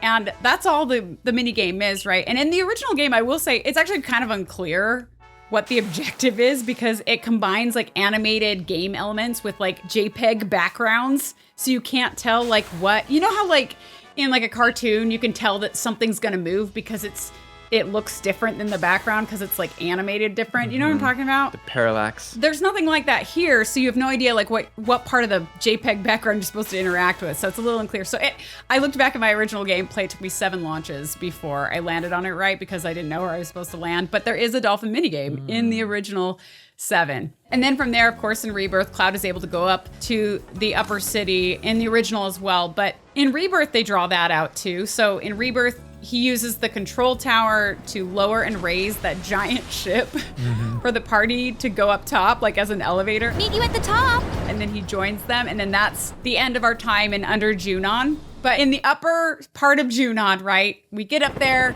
we see Rufus exit his helicopter to be greeted by swaths of orderly troopers. We see the giant cannon, which is also obviously from the original game. And then we marvel. This is when we get a first glimpse at the Highwind airship that is anchored in the sky above. The fastest, most advanced airship in the fleet. Screw the boat. Let's take that. Unless you got a trained crew and piloting skills we don't know about, we're sticking with the boat. And similar cutscenes are also in the original game, but they're obviously much less advanced in the graphics department, but that's all true to form. And then we start walking around the military kind of halls of Junon, which, okay, it's like... It's another example of Shinra just being so bad at their jobs. Like, where are the security protocols for this place? Like, no security whatsoever. I mean, the party even comments that there's less security than expected, but I honestly suspect that was like a quick add-in line, maybe even like in translation add-in line to address this blatant hole that is security in this game. Less security than I thought. More worried about the parade? Guess things have changed. They got higher priorities. Because, I mean, officials know Shinra-hating avalanches roaming free. This is a major event that is featuring the president of Shinra up there in Upper Junon. And this place is swarming with people in matching Shinra uniforms that look nothing like us. So we stand out as it is, even if we weren't from Avalanche. No disturbances to report in either sector. Good. What about the passengers? We checked their IDs and screened all their luggage, sir. There was nothing out of the ordinary. Excellent. Now remember, the whole world will be watching the events here today. We cannot afford any mistakes. Don't forget what happened in Midgar. Sir, You must remain vigilant at all times. Did no one just notice the giant ship that was like lowered into the bay and brought back up? Like, is this just something that anybody can do, right? Like, we even walk right next to troopers and they're completely unfazed. Time to win that commendation. And they're unquestioning of the guy with like this giant sword on his back and who's all over wanted posters, by the way. Not to mention this big dude with like a gun for an arm and a red dog thing with like a flaming tail when there's no other animals around. Like, none of this poses any concern to anyone. I mean, okay, Ernest, you're a cybersecurity professional. If Shinra was a server, like, how many malicious actors would be getting in? Like, let's be real.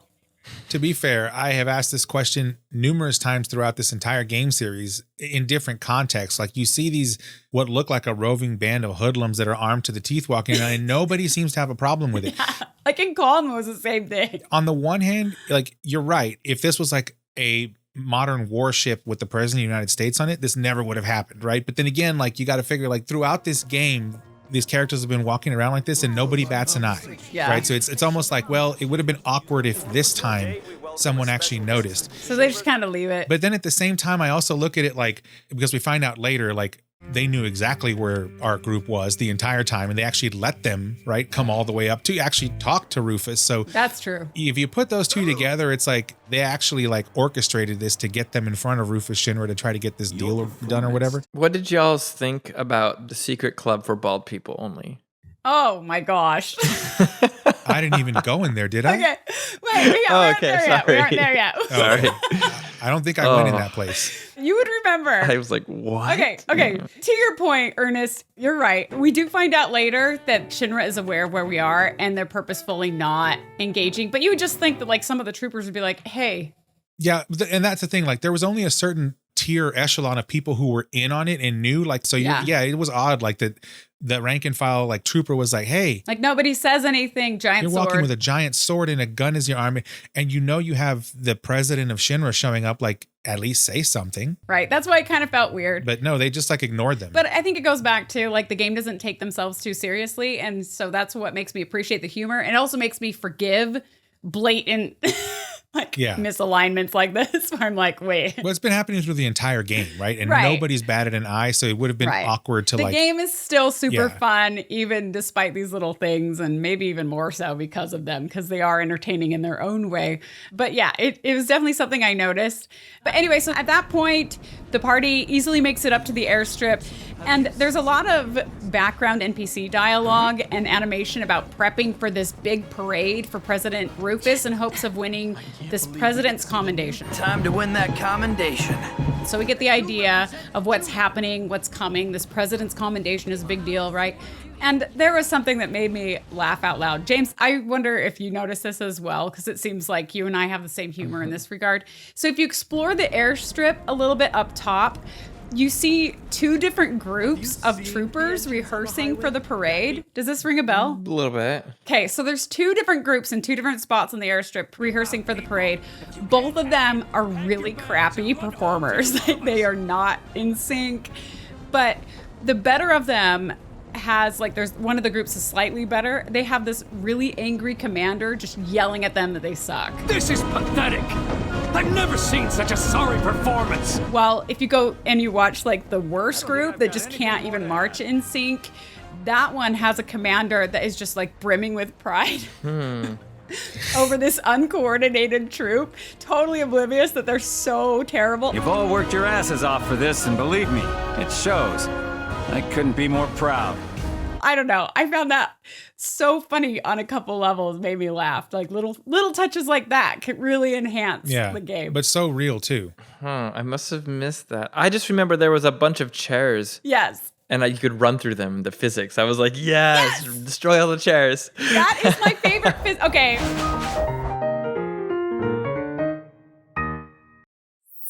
Upper Junon is covered in blue chairs, conference room chairs, all kinds of chairs all over the chapter, and they can be knocked over and destroyed. I took a video. I sent it to Spencer. Did you? I did. I was like, this is fun. That's awesome.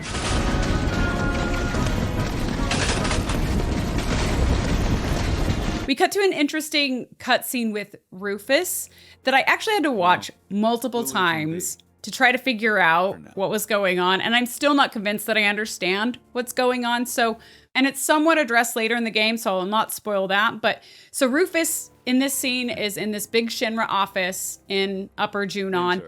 And then Sung comes in and introduces a man in a dark robe named Glenn Lodbrok. Do you remember this? Yeah, the Wutai emissary or whatever it is. Yeah, that guy. So then there's this flashback to Rufus shooting this Glenn character in the back. And when we flash back to the present, Rufus then tells Glenn that I thought you were dead. To which Glenn replies, Then you thought right. And then there's this sort of like ominous dialogue exchange that's pretty ambiguous and non-specific to the point of being a little bit confusing, even after watching it multiple times. But war can put things right. Beget anger, desolation, hatred, and in its wake, new unity. A people rejuvenated, and a planet once more made whole. You get kind of the gist that Glenn, I think, seems to advocate for war in order to save the planet or something like that. And I don't know, did you guys understand this scene? I don't remember it. Sorry. So I can't say I understood the scene, but like this is one of the larger areas that I wanted to talk about from this chapter, which is like the larger like geopolitical context of what's going on in this chapter, right? But what is going on? Well, it's hard because I haven't gone further in the game. I can only tell you what I think might be going on. But you have these two superpowers, if you want to call it that, right? Shinra and then the Wutai side of it. And the emissary, again, I've not gone further in the game. So my assumption is what happened is the emissary came, tried to deliver a message. Rufus shot him in the back, which is something you don't do. The emissary somehow, I don't want to say survived it. I suspect it's not survival. I suspect there's some kind of like magical or whatever you want to call it aspect to this. And so the emissary is now back, mind you, in a black robe, ironically, right? Shows up in the scene. So like they're trying to kind of tie this all together. And I feel like it's somehow tied to Sephiroth at the end of the day. But for some reason, there is a common benefit between Shinra and Wutai to actually kick off a war, if not give the impression that they're doing it. What we're doing's for the greater good. Just gotta know when to ease off the gas. Now listen. You started this, remember? No more playing the idle heir. You have obligations to fulfill. And that's the reason that Rufus decides to fire that cannon that hasn't been fired in I don't know how long. Welcome to the New World Order. Fire!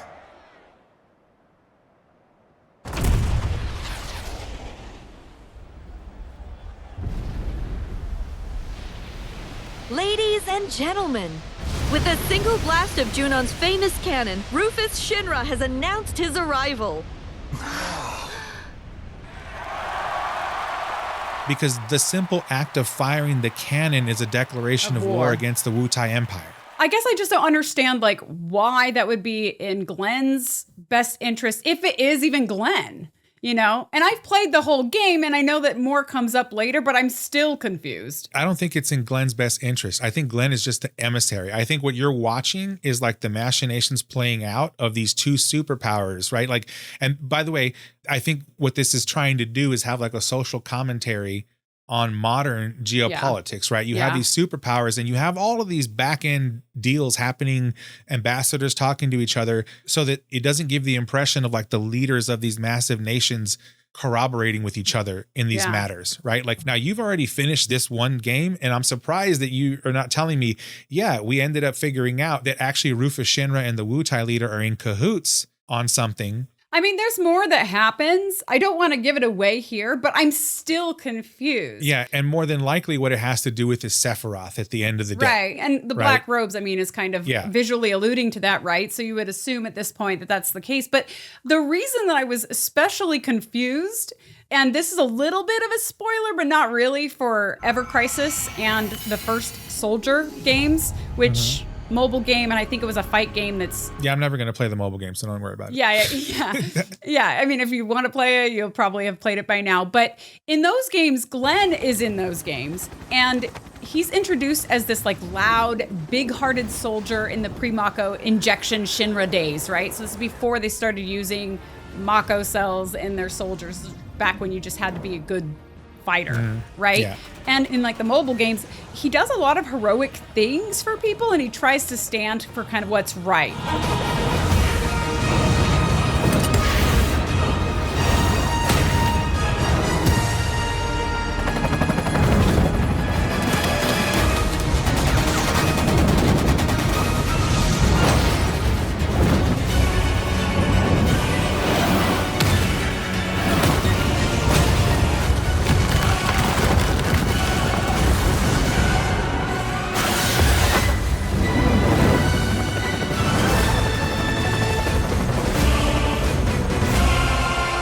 Like, he's not this dark-hearted war advocate who's represented in this scene. It's like, he's not even the same personality. What? So, like, ever since I played Ever Crisis, without paying for any microtransactions, I might add, I was actually, when Glenn popped up in this scene, I was like, it's Glenn! Like, yay! I was excited. I didn't know he was going to be in this. I didn't notice him in the trailers, apparently, that he was in. But then once I saw him and saw the way he interacted, I was super confused about what was going on. And so I'm hoping for more clarification moving on with him. And apparently, I looked this up afterwards, apparently the character Glenn was originally created just for Rebirth, but then he was added to Ever Crisis and now the defunct First Soldier game in order to give him more backstory before introducing him here. And I suspect maybe there was more that was supposed to play out in the First Soldier game before it was canceled or something that was maybe going to play in here, or maybe we'll see more in part 3. Yeah, it reminds me a lot of the discussion we had about Sung earlier, right? Yeah, Sung. Like, what are Sung's motivations here? Where is he sitting? Like, he clearly reports to Rufus Shinra, right? But does he have ulterior motives? See, I think Sung has an affinity for Aerith. Like, I think that he actually cares about her like a sister, almost. And then again, you're talking about like this massive geopolitic thing playing out at the same time, right? Where you've got these two superpowers, but then you have Sephiroth, who's in his own way, his own superpower, right? So like, it's almost like they're all like have a gun pointed at each other. Yeah. So I feel like he's just, him and Sung for that matter, are just like, they're part of this larger picture. And I don't think we're going to see it get tied up until the end of the third installment. Yeah. And I guess what I'm saying is I hope they do tie those up. Because like, if we end the third part with no conclusion on those guys, I'm going to be really disappointed, especially with Glenn Lodbrok. Like, I want to know more about his backstory. Whatever they were planning to put in First Soldier and Ever Crisis that like maybe didn't get in there. And there is a new chapter that just came out for Ever Crisis, but I'm too weak to get to all the story stuff. Like, so I don't know exactly what's going on yet because I won't pay for any microtransactions. Anyway, I just want to see it fleshed out, and I want answers, even if they come in the third. Yeah, there's definitely another story happening in the background that we are not aware of, but we're getting glimpses of it along the way. Absolutely. I know that that's happening because if you've had a treaty with another nation, like you had a history of war and you finally got a treaty in place, and the thing that violates the treaty, that it's an act of war, because it seems like Rufus just nonchalantly does it, that cannot be true. There's something going on that we're not aware of, right? Right. I just want to know what it is, I guess, is all I'm saying. We all do, but yeah, it's part of the story. It's part of the story. I do want to call out really quick here that both the Rufus actor and the Glenn actor are really good, and they do a really good job in this game. So credit, I looked up their names: Josh Bowman for Rufus, and then especially Ben Diskin for Glenn. So good, right? Good casting, good performances for both, in my opinion. Wanted to throw that out there because good voice actors they just make my heart smile. That's good to hear. And there was something, I can't remember the line where like, he asked Rufus, like, do you plan to honor your father's promise to do something? But I can't remember what it was. The Viceroy and your late father had big plans. I assume you intend to carry them out? Rufus basically clarifies that he is not his father and that he's going to take things in his own direction. But my father is dead, which changes the equation. A new vision is required. Rufus is actually interesting to me in this game more than original 7. Oh yeah, absolutely. Like, they've really built him out better. The character is like way deeper in this. Totally. I mean, you could say that about all of the characters that are not main characters, but in Rufus's case, like, yeah, I was pretty impressed. Like, yeah, I don't really care for his dog too much. No. Oh, that thing is so ugly. But like his abilities and like the way he's able to use the gun, They're pretty awesome. He's also multi-dimensional.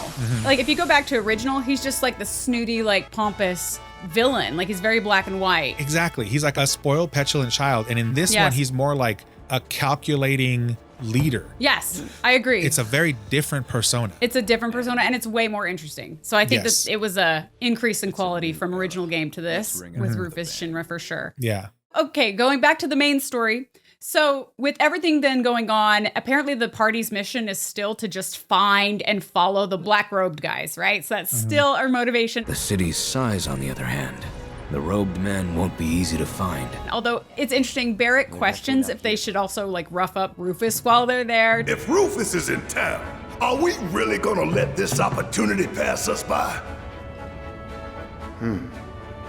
Hell, I'm not saying we kill the man, but we ought to at least give him a talking to. Rough him up a little maybe, you know? To which Cloud shuts him down in like hilarious fashion. We bust up his parade. No. That's how we die in a hail of bullets like a bunch of dumbasses. And it's then determined that Cloud and Tifa and Aerith will dress up like troopers and disguise themselves to blend in. Not that they needed to, because nobody cared that they were walking around in plain sight anyway, but whatever, I get it. Yeah, it's funny though. And then there's conveniently this lady like welcoming people into the uniform dressing room without checking IDs. Attention all troopers. Spare uniforms can be found here. Please get changed. So they're in luck once again when it comes to security. Good for them. Yeah, it was hilarious to watch, like welcoming you into a store almost, but it's not a store, it's a locker room where you're supposed to get dressed in your uniform. It was weird. It was just weird. Hands up.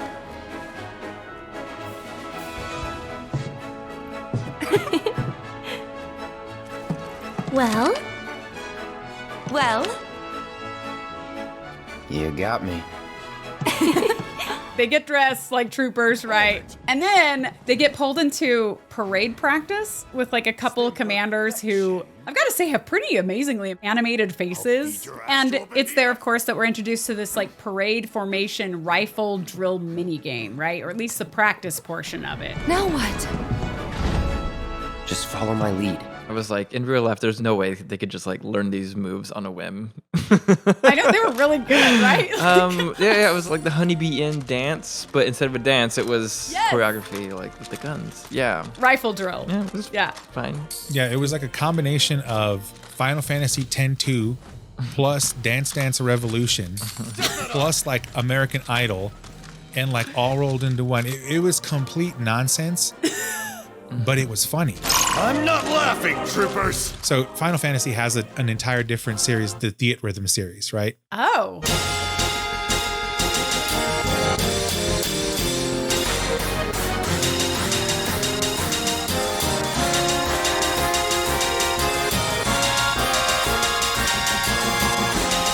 I forgot about that. I never played it. So it's sort of like Theat Rhythm plus Dance Dance plus all this other stuff, right? Yeah. James, have you played that? No, but I've listened to the soundtracks. Oh, okay. I'm not good at those games, right? James is really good. Yeah. Dance Dance Revolution, James, haven't you like destroyed? I am quite good.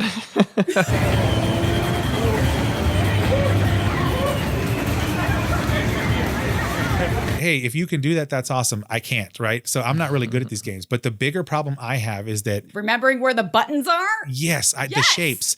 I can never remember the triangle, the square, the circle, and the cross. Like, really? Me neither. I don't know where they are. That's so fundamental to me. Really? Oh, yeah. Okay, so that's interesting because I only play Final Fantasy pretty much. I mean, you know, I'll play another game like Smash Bros. Or something here or there. Same here. As far as PlayStation, that's the only game I play on it. That's the only one on it. PlayStation. Oh, I play all the games. Like, well, even when I play Final Fantasy XIV, I use an Xbox controller. So it's not even the same controller. So like Nintendo Switch, yeah, it's confusing for me there, but PlayStation to me is like the default, like. Yeah. So you know like exactly where square, triangle. See, those of us who aren't like PlayStation native only, right?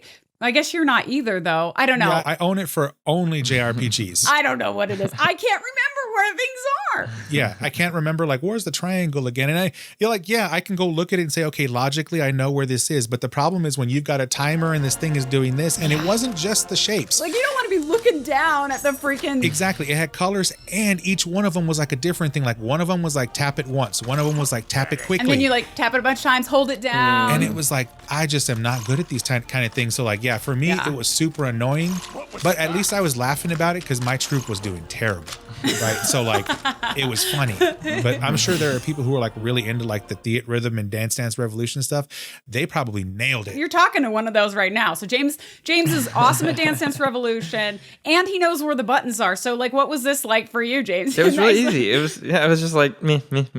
Cool, you know? So the first time, like, you did it great? Mm-hmm. Yeah, see, it's easy for him, right? And I struggled. I was probably sweating through this thing because I couldn't get it. And I was like somewhere in the middle. I did the practice 3 times. I did especially crappy the first time, but then on the third try, I got like 10 greats and I think just 1 bad. So I was able to like get it on the third try, but it's brain work for me to remember where the shapes are on the controller. Yeah, on the third time through, I didn't do great. I did good enough to like move on.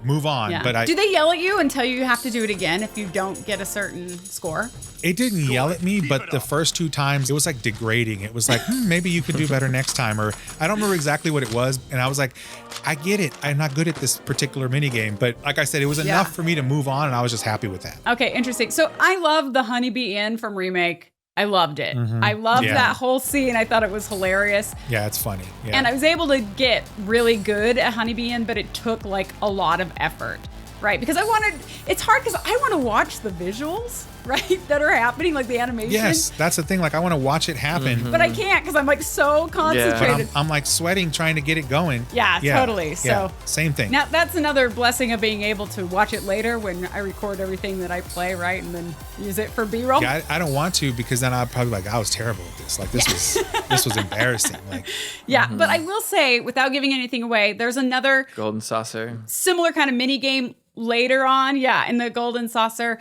But the thing that they do that's better, I think, for people like you and me, Ernest, who can't remember which shape is where on the controller, they place them. is they put the actual symbol of that button shape on the part of the screen. that's what I'm saying. That would make it so much easier. It's great. It's so great. If they just had like the 4 buttons like on the screen, but like grayed out, and then the one would light up with the shape and the color to like tell you where it is on the controller, that would be great. You can call it like an accessibility feature for someone like me who needs it. Yeah. I would appreciate it. Okay. Like, hey. But they do that. So you can tell that they probably developed the other one later. Yeah. Because they figured that out, that people like us are like, ugh. And to be honest, as they're opening up to more platforms and more consoles, as they should, that's a good thing for Final Fantasy, then it's going to not just be PlayStation. Yeah, I want to see what the mouse and keyboard people are going to do with that. Yeah.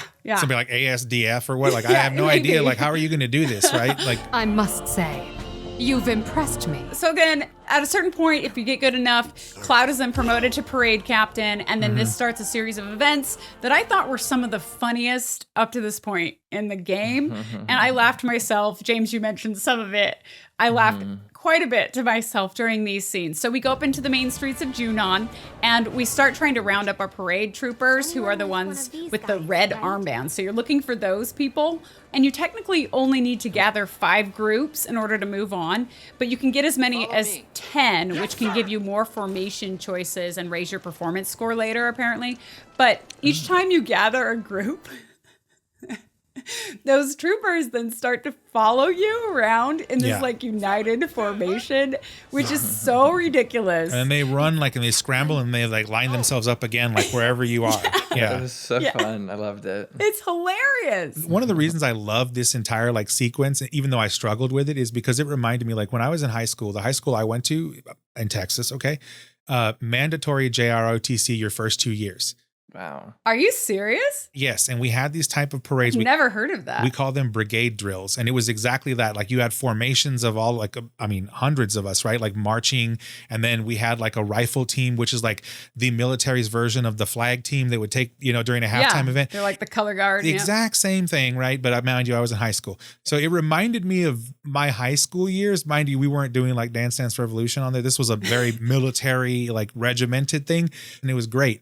And of course, like all of us had our ranks, just like you would if you were in the military. Like, they were, it was a feeder system, right? They're trying to get us to join. Yeah. But for me, it was great, even though I struggled with it. But I thought it was hilarious. It was almost like borderline creepy if like you would run away from them and you'd be like chilling. All of a sudden, in the background, you would see them like come around the corner, and it was like like a horror movie. Yeah. It was. Yeah. It was creepy. I thought it was fun, so dumb and awesome at the same time. And I also enjoyed the little interactions with the troopers as you're like rounding them up, right? Like they do this stupid like silly marching thing, you know, like off screen every time. Oh, yeah, that's right. Yes, sir.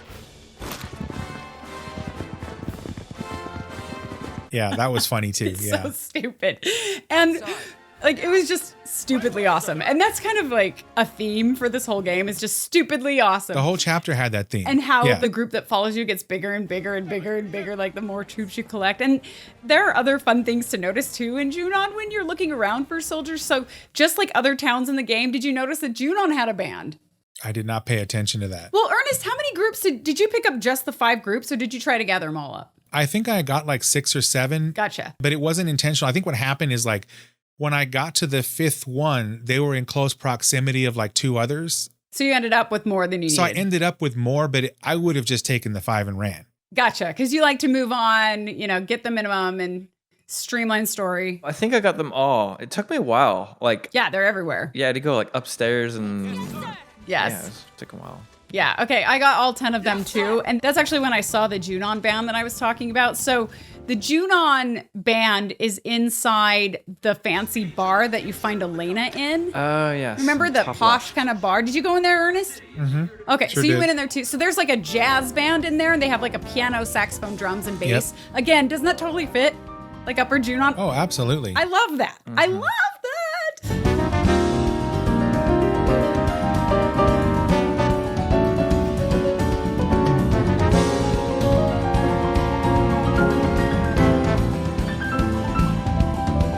So I thought that was cool. Totally juxtaposed against like a fiddle and an accordion from Lower Junon. Wasn't Rude in there too, if I'm not mistaken? Rude? No. Okay, so that brings us to the baldness bar that James mentioned. I know we ran into Rude later. Yes. Yeah. So if you're walking the streets of Junon, you catch a glimpse of Rude, who shows up and does like some secret handshake to enter a bar. And if you follow Rude and you go down these steps into this bar, you end up... Gosh, it's like this bar, but everyone there is bald. And they break out into song, like a sailor song, but it's about like it's like being... Fiddler on the Roof. It sounds like Fiddler on the Roof to me. It's like...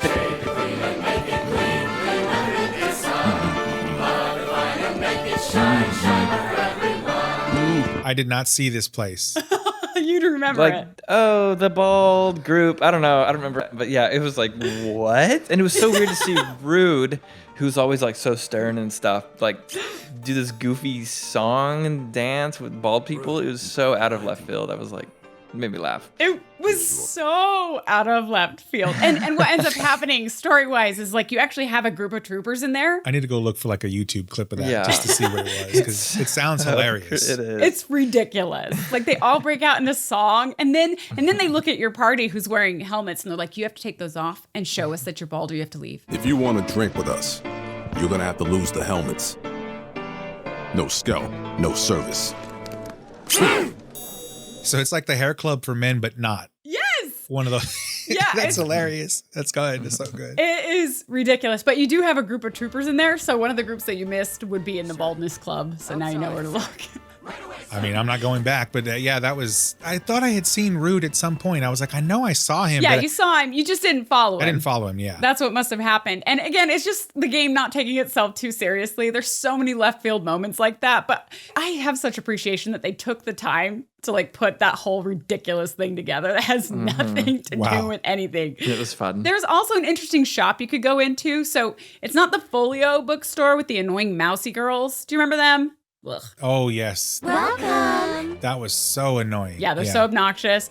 But if you go upstairs, then you can find more of your red armbanded like troopers up there, and they're trying to pick out like a gift for one of the troopers' girlfriends or something. If you listen to some of the NPCs in that room, they mentioned that they believe that the shopkeeper of that shop was a former soldier. Word is the owner's a former soldier. I wonder if it's true. And then if you go and talk to the shopkeeper, he's clearly very ill. Like he's gonna like drop over or something. Take your time looking around. Quality guaranteed. They're alluding to the fact that he's probably turning into one of these black-robed guys. Small thing that I love those moments where small NPC kind of situations support the story. I thought that was really interesting. They're here. Hi, Migo. How are you?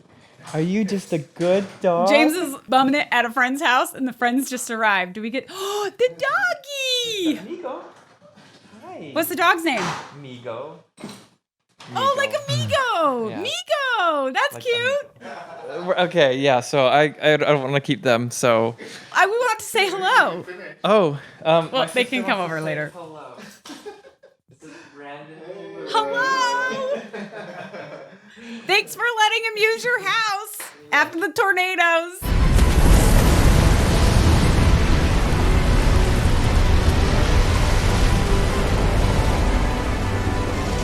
Okay, that ain't right. So once we gather up all of the troopers, then you get to pick your formation from the groups you found.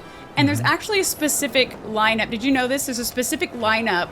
I found this out later. When I played through it, I didn't know, and I just took what was there. Okay, so whatever the default was. But there's apparently a whole thing there. I didn't realize that. I found out before I picked my formation, so I was able to pick the best combo. So apparently the best combo is Grenadiers, Flame Troopers, then Riot Troopers. So you basically put all the security officers in reserve because apparently they suck at rifle drills or something. Mm-hmm. So you don't use them at all.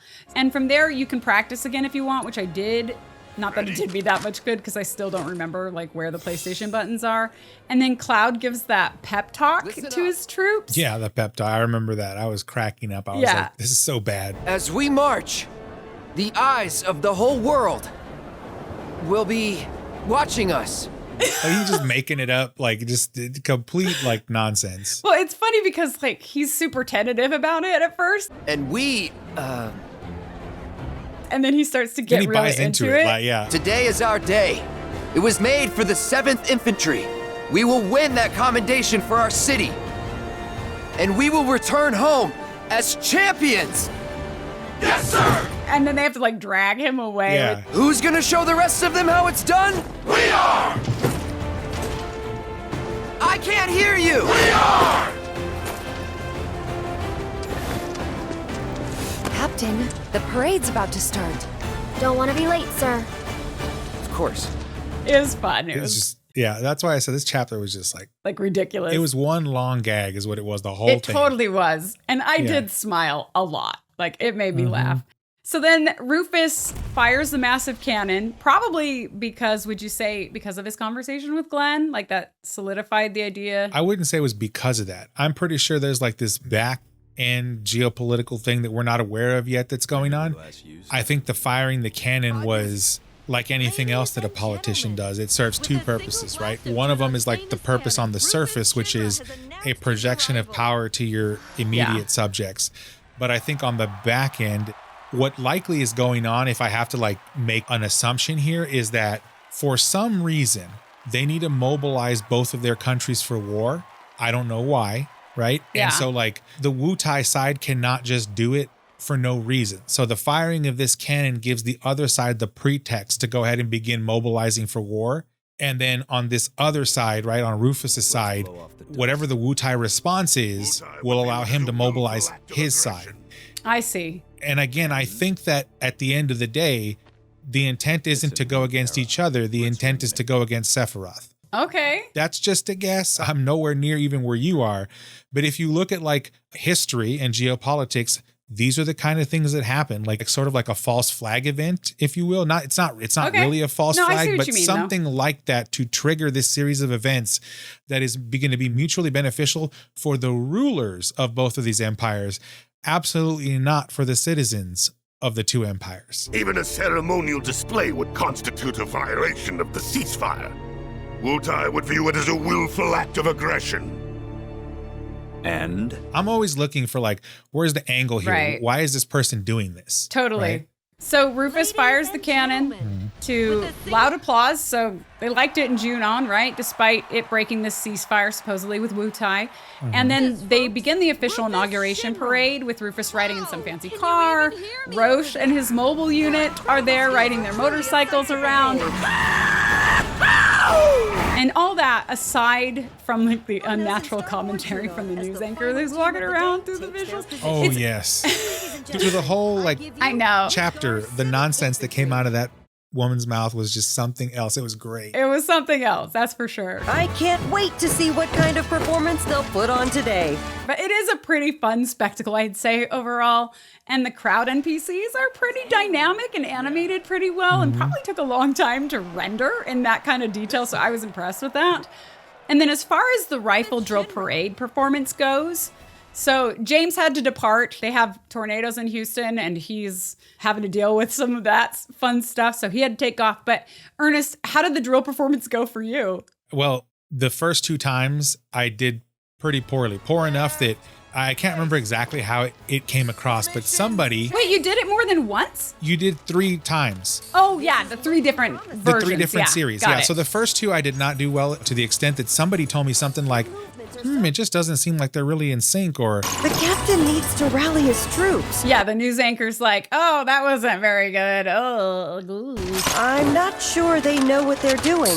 Maybe they can do better, or they're not paying attention. I forget exactly what it was, but it was like... I got those lines too. Is something wrong? These very like passive-aggressive... Derogatory things coming at me. They don't seem very coordinated. And I was like, all right, fine, lady. Look, I admit I'm not good at this minigame.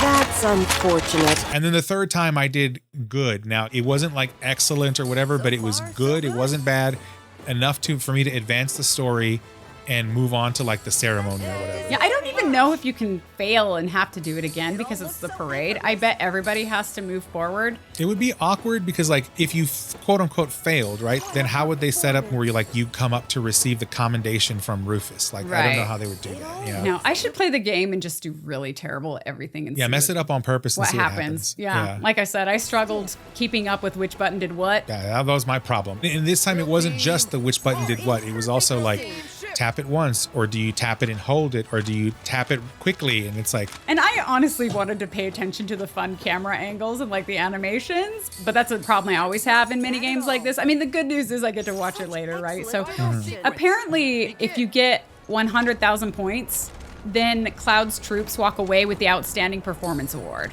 in addition to the President's Commendation. Yeah. The President's Commendation is baked into the plot because that's how it drives the story forward. Right. But I got a 92,626 score. And so Roche and his team walked away with the Outstanding Performance Award. Yeah, same with me. Roche won, and then we got the commendation. Commendation. More like the consolation prize. But do you remember when Roche autographed the news lens? Roche! Remember the name!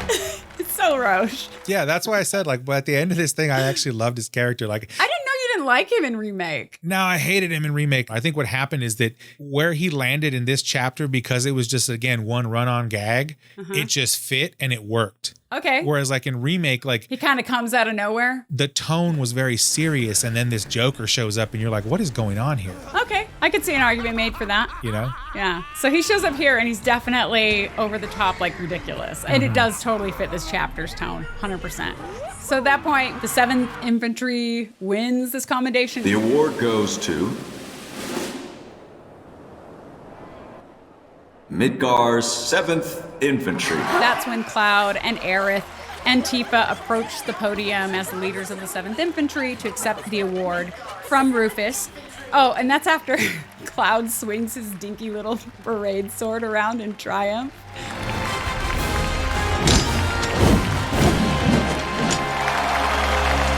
Little things like that are awesome.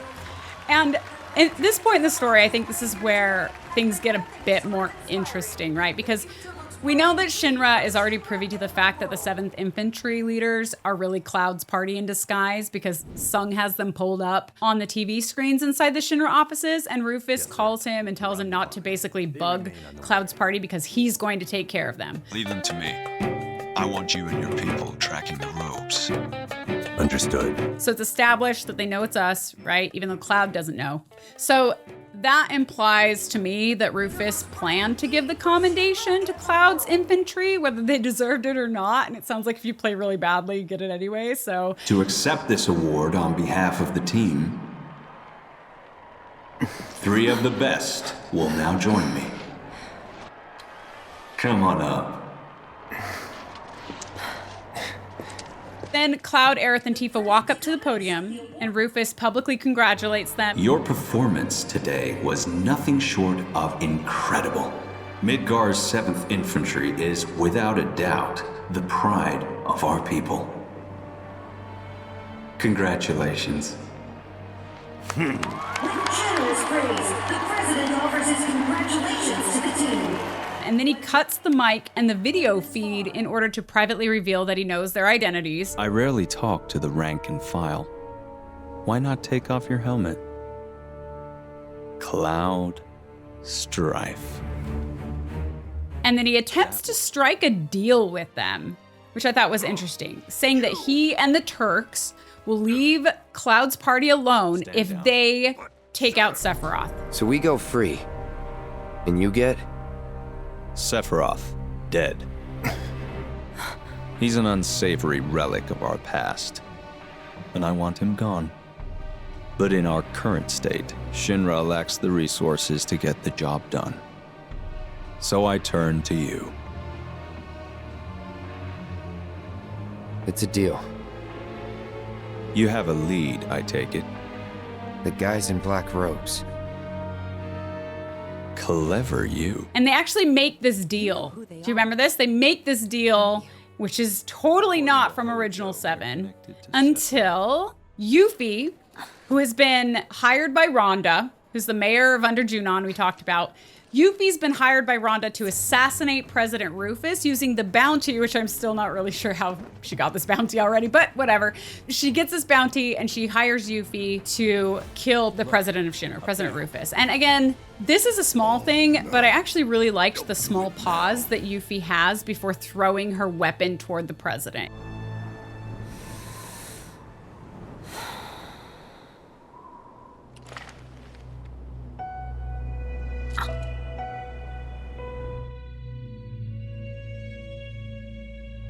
All right, Shinra. Time to pay. It shows like the magnitude of this decision and the impact this could have on the world and how Yuffie understands that. And it also reminds us of the loss that Yuffie went through in Intergrade, in Intermission, right? Shinra. It's a quick and easy way for us to like breathe and connect with Yuffie, which I thought was good. So good job to the developers for taking notice to put such a small yet impactful moment like that into the story. I think it makes a difference. Stop! But yeah, Yuffie throws her ninja weapon at the president, and it's actually Barret who yells out a warning in time for Heidegger to push the president out of the way. Heidegger takes a cut himself, and then it causes Rufus to call off the deal. So that's your game. It wasn't us. Spare me. You had your chance. Because he assumes that the assassination attempt was part of Cloud's doing, or at least Cloud was a part of that, even though Cloud was not. It was Yuffie and Rhonda. So a few interesting things here with this scene. So first, it's kind of crazy that all of this was pretty much Rhonda's fault. A woman who could turn you in. And be $100,000 richer for it. So while she seems to play like a minor role in this story, because she doesn't even exist in the original game, her effect on it is actually pretty major, because this deal that was supposed to go down with Rufus and Cloud that would have kind of put them on the same side is null and void because of this moment, right? Mm-hmm. And then second, it's Barret who stops Rufus, the president of the organization he hates more than anything, from being killed. So, I mean, do what you will with that information, because it's kind of fascinating. And then third, we learn that Rufus wants Sephiroth dead. So clearly he's a threat to even Shinra, or at least he's a threat to Rufus's power in Shinra. So even Rufus wants him gone. Yeah, and that's what I'm saying. Like, I think there's a lot more that is going on here under the surface that we're not aware of. Yeah. And it's exactly that, right? And I totally understand like Barrett's perspective here, right? Because like, if you think about it, in the modern world today, we have the ability to do like pretty much anything we want. Like, for example, if we had a problem with an autocratic ruler, we could essentially assassinate them pretty easily. we generally don't do that, right? And the main reason is because when you do something like that, the consequences of that action are not well known. And you can actually make things worse, trigger something that is worse, right? So I think this is one of those things where Barret had to make a calculus. He's like, okay, does this further the mission that, he's on? Or is this something where, like, given that very recent set of events that happened that led up to this point in the game, is he thinking to himself, am I going to create a bigger problem by allowing this to go forward, right? And I think that's where he was like, okay, well, hold on, we need to like reassess and figure out like what exactly are the repercussions of this. Right. And I can tell you that, like, if you look at human history, whenever assassinations of nation state rulers have happened in the past, the results of that are never good. They lead to very catastrophic consequences, like on a global scale. So it's one of those where it's like, okay, we have to like kind of reassess. And I think that's what happened here. Yeah, I think that's a really good explanation, because you would think on its face, if you don't think about it strategically, that Barret would have been totally cool with having Rufus killed. But in that way, I think you're right. I think he was being more strategic. I also think that he has a bigger heart than what he pretends to have, and that he's not a fan of just murdering people. Yeah, he's definitely not. He'd be more of a fan of getting justice. Hell, I'm not saying we kill the man, but we ought to at least give him a talking to. Rough him up a little, maybe, To me, at least, he carries the image of like an ex-military person, right? Mm-hmm. And like generally, they're not the murdering type, right? Whereas we would send like a CIA operative or something, like someone whose only job is to eliminate people. Yeah. Right? Like that's a completely different mentality and skill set that's not generally part of like the military at large. So it makes sense. Like his mind isn't that. Whereas if he was like, I don't know, maybe the equivalent of a Turk or something like that, like his opinion or his like viewpoint is just different. Can I just say that like his sailor outfit? Oh, yes. So good. That ain't right. Do you know what it reminded me of? What? Stay Puft Marshmallow Man from Ghostbusters. Oh, he does look like Stay Puft. It's the Stay Puft Marshmallow Man.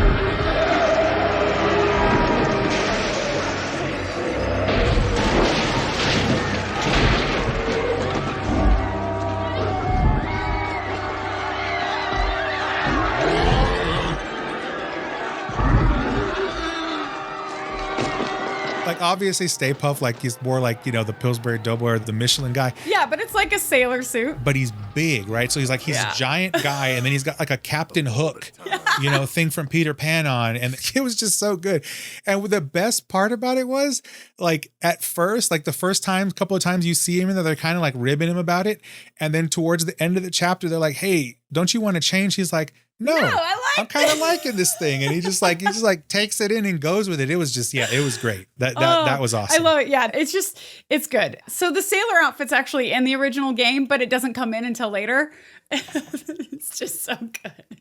Oh no, don't do it now. But from there in the story, so Shinra's soldiers, they all disperse to try to find Yuffie at that point, because they don't suspect that Cloud and this infantry leader group is responsible for this assassination, like Rufus blames them for. So they're going after Yuffie. They're trying to find the actual assassin, right? Mm-hmm. And that's when Red tells us that he saw a robed guy headed for the port. I saw one of the robed men. He was headed for the port. Because remember, you gotta remind us all like what the whole purpose. Yeah, you have to keep bringing us back on mission because they keep throwing us off, right? Like, going down, so many different directions. And Red's like, I saw a robe guy at the port. Like, we gotta go to the port now. Let's follow him.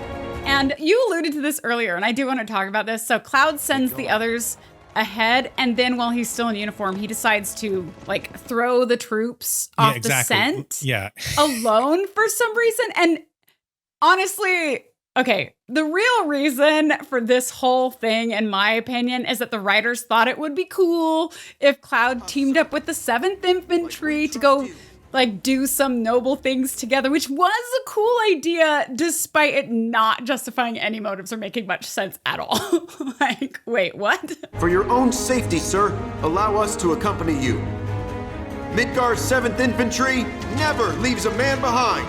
Yeah, this is one of those things where like I'm earlier in the game, right? I have not gotten as far as you, and I'm trying to figure out, because if you look at the sequence of events that's led up to here, the thing that was odd to me was like he like tells them that any one of the other infantry units could have the assassin. If the enemy is among us, other units are a potential threat, and we must treat them as such.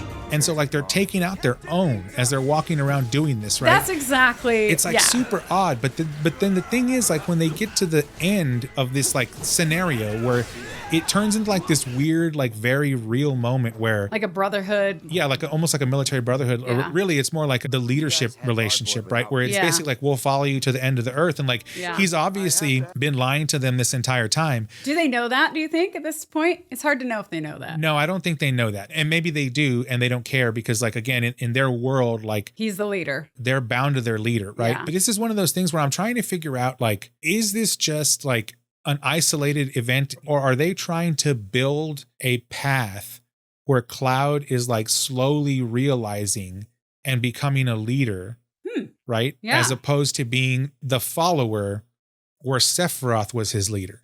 That's cool. I like that. I'm not far enough yet to figure that out, but like these little tiny moments that happen in there have me asking that question, because maybe that's the purpose. I feel like at a certain point, Cloud has to like make that transition, right? Yes. Especially if he's going to go against Sephiroth. Right. He has to know himself, right? And I feel like this is him figuring it out along the way. I think that's really interesting. We'll alert all units from here to the port elevator. When that's done, we'll regroup with the rest in Fort Junon. Got it? Yes, sir! I guess I was thinking more shallow than you were, in that the writers just wanted this to be a cool leadership moment. But you're totally right in that they're probably wanting it to feed into this Cloud development story kind of arc of him actually becoming the leader he needs to be.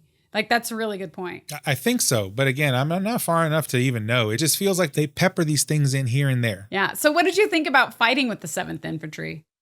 Nothing spectacular. Really? Just moved on? I just moved on, and like I honestly didn't care if any of them died along the way. And I think I did lose like one or two. I don't even remember. That's so heartless. I was like, whatever. Yeah, because it was like a bit part in just like trying to, like I was basically a distraction. Ernest is all business, man. Just like move forward. Oh, he's dead. Who cares? Keep going. Yeah, we lost one or two along the way.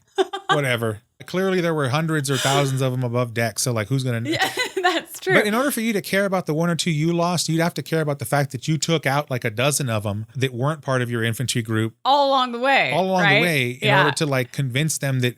That's the other thing is one of those where it's like, in order for them to buy into the story, he had to keep digging the hole. Yeah. Right? Because if he stopped at any point and like was like, okay, I've killed too many like innocent people, they would be like, why are you stopping? So he just had to keep going. But he just had to keep going. I don't know. Like, okay, they tried to justify the motivations because, okay, think about this. Like, yes, they're bound to their leader, right? But would they be so bound to their leader that they would kill their own comrades to fight with their leader if they thought that their leader might be one of the imposters? Because then don't you think their loyalty would be like, oh, well, you're not an actual leader? If they thought yes. But they didn't think that then. But they didn't think that. That's the point, is like, it's one of those where like, I think what they were trying to project here was like, this group was so tight knit. Now, mind you, they had known him from Adam the day he showed up to lead them in this. And this rifle drill. So it's one of those where like, oh, well, our group, the 7th Infantry, we are a brotherhood. And so like,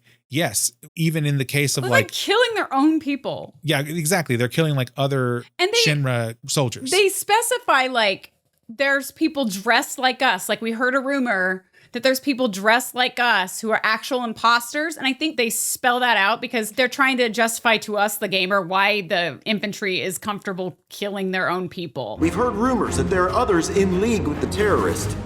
Conspirators in stolen uniforms. But like, there's no way all of those Shinra things that we take out are all the imposters from Avalanche. So in that way, you would think that it'd be obvious to the 7th Infantry that they're not on the side they thought they were on. I mean, it's possible. You know, like it just doesn't fit to me. I don't know. Who knows, right? And there is the aspect of the fact that like, if you were going to infiltrate a situation like this by way of like disguising yourself as one of them, it would make sense. We, the 7th Infantry, are, for whatever reason, whether you want to call it vanity or hubris, it's not us. We know it's not us. So they must be interspersed amongst the other ones. And I'm sure the other groups thought the same thing. Yeah. Who knows?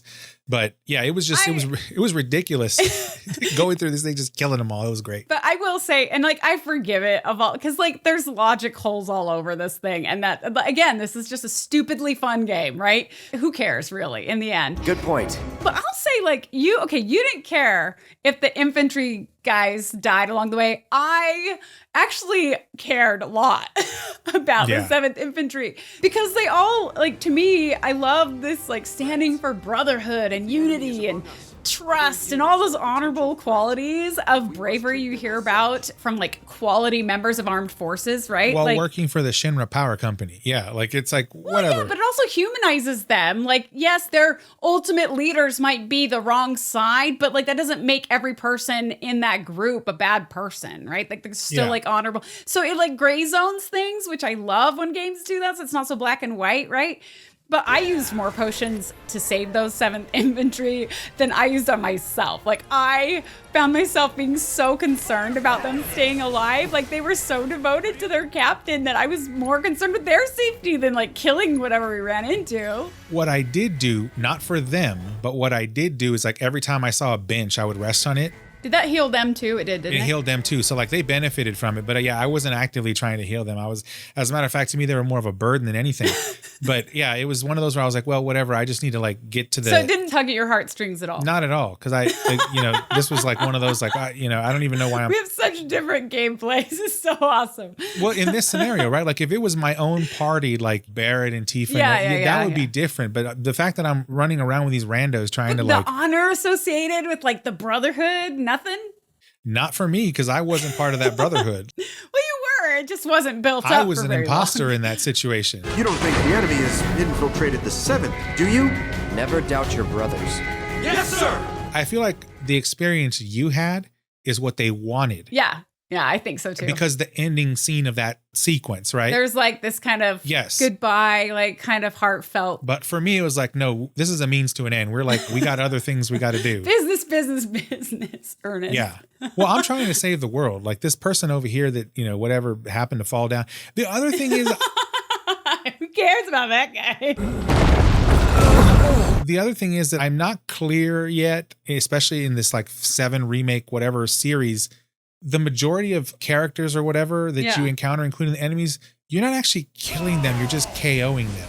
Yeah, they call it KO. And then you walk away. So like, it's not like Final Fantasy XVI where like blood is spurting off and where people actually die. They're decapitated. They're decapitated. They're like strung up on walls and stuff. Yeah. And you don't see them like crystal dust away. Exactly. I feel like they just get KO and then they're down on the ground and like, they'll come to at some point and somebody will help them. Because why wouldn't you just get knocked out by a giant buster sword? There you go, right? Stupidly fun. Well, the thing is like the size of that thing and like the edge on it, it's not actually going to cut anything. It's just going to blunt force trauma you. So you're just like waving around a big like piece of sheet metal. Yeah, I figured they basically got knocked out. Okay. But you could make the argument like, so you like left them behind. I'm like, I absolutely left them behind. Again, I think you had the experience they wanted you to. You were over it. I didn't. Okay, that's totally fair. So then, after fighting with the 7th Infantry, that leads us, of course, to some mystery arena in the middle of Upper Junon where Roche is waiting for us. You really ought to have told me you wanted to join the parade, my friend. The mobile unit would have loved to have you. Along with an audience of Shinra troopers and even another band. And these guys are like a full brass band or a big band kind of style. And honestly, I would say that the best description for Roche in everything he does is just over the top, which I find hilarious. Just absolutely everything, right? His character is over the top. His motorcycle's capabilities are over the top. Like his fighting style is over the top. The voice actor I mentioned earlier, totally over the top. He simply doesn't leave anything on the table. Like that voice actor, I am digesting the idea of him as a Kefka because he might actually be like fantastic for that. I think he would be. He like leans in so hard. But I love him because again, he still manages to feel totally authentic, right? Like ultra authentic because he's just so committed to the character. So he's a good actor. Are we fighting or what? Let's not get ahead of ourselves. we have to set the stage. And that's actually why, like, I walked out of this chapter like a fan, feeling the way I did about his character, because like you said, it was very over the top. And like when I walked into that stadium or arena or whatever it was, it instantly gave me the vibes of the thing I had with Hell House. Oh yeah. Yeah. You're like in the arena, surrounded by the people. Surrounded by for people. This big fight. It's like being live streamed. There's like cameras flashing. Everybody's, it's like a Roman Coliseum event. Yeah. Oh, it totally feels that way. Very high energy, super exciting. This guy is a showman. Oh, 100%. What? Are you not entertained? My friend! I fear our audience finds this sport underwhelming. And we have a reputation to live up to. Come, let's give the people a proper spectacle! His whole persona was he wanted to give the people a show. Lights come on, the band starts playing, and it's like, if you listen to the music, by the way, that's accompanying this whole scene, it is a big band extravaganza, and it's actually very well composed. Like, yes. It's super interesting music.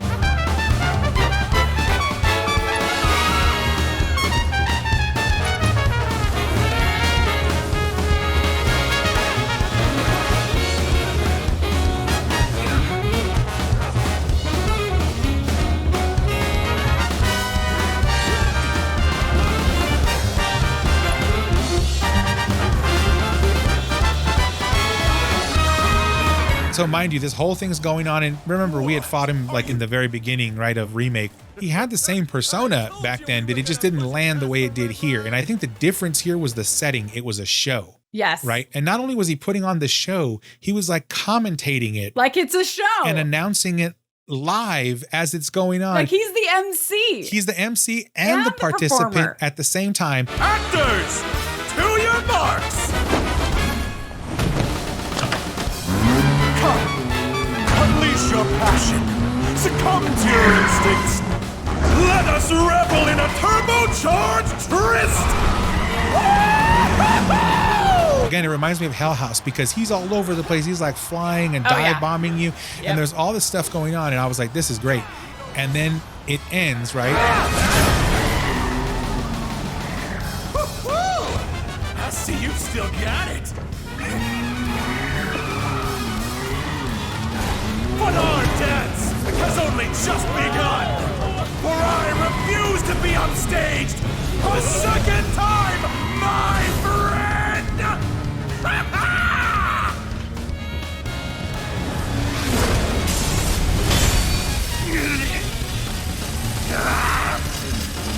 He ends up with 2 motorcycles at the end because of, what happens. Oh, yeah. I gotcha. But the part to me that like sealed the performance and his character and everything at the end was when like he's defeated. And unlike a typical like enemy in Final Fantasy, like when you defeat them, they either like they either vaporize or they upset and they skulk away or they die. It was the equivalent of like walking up and like holding his arm up as like, this guy's the champion. Ladies and gentlemen, I give you your champion!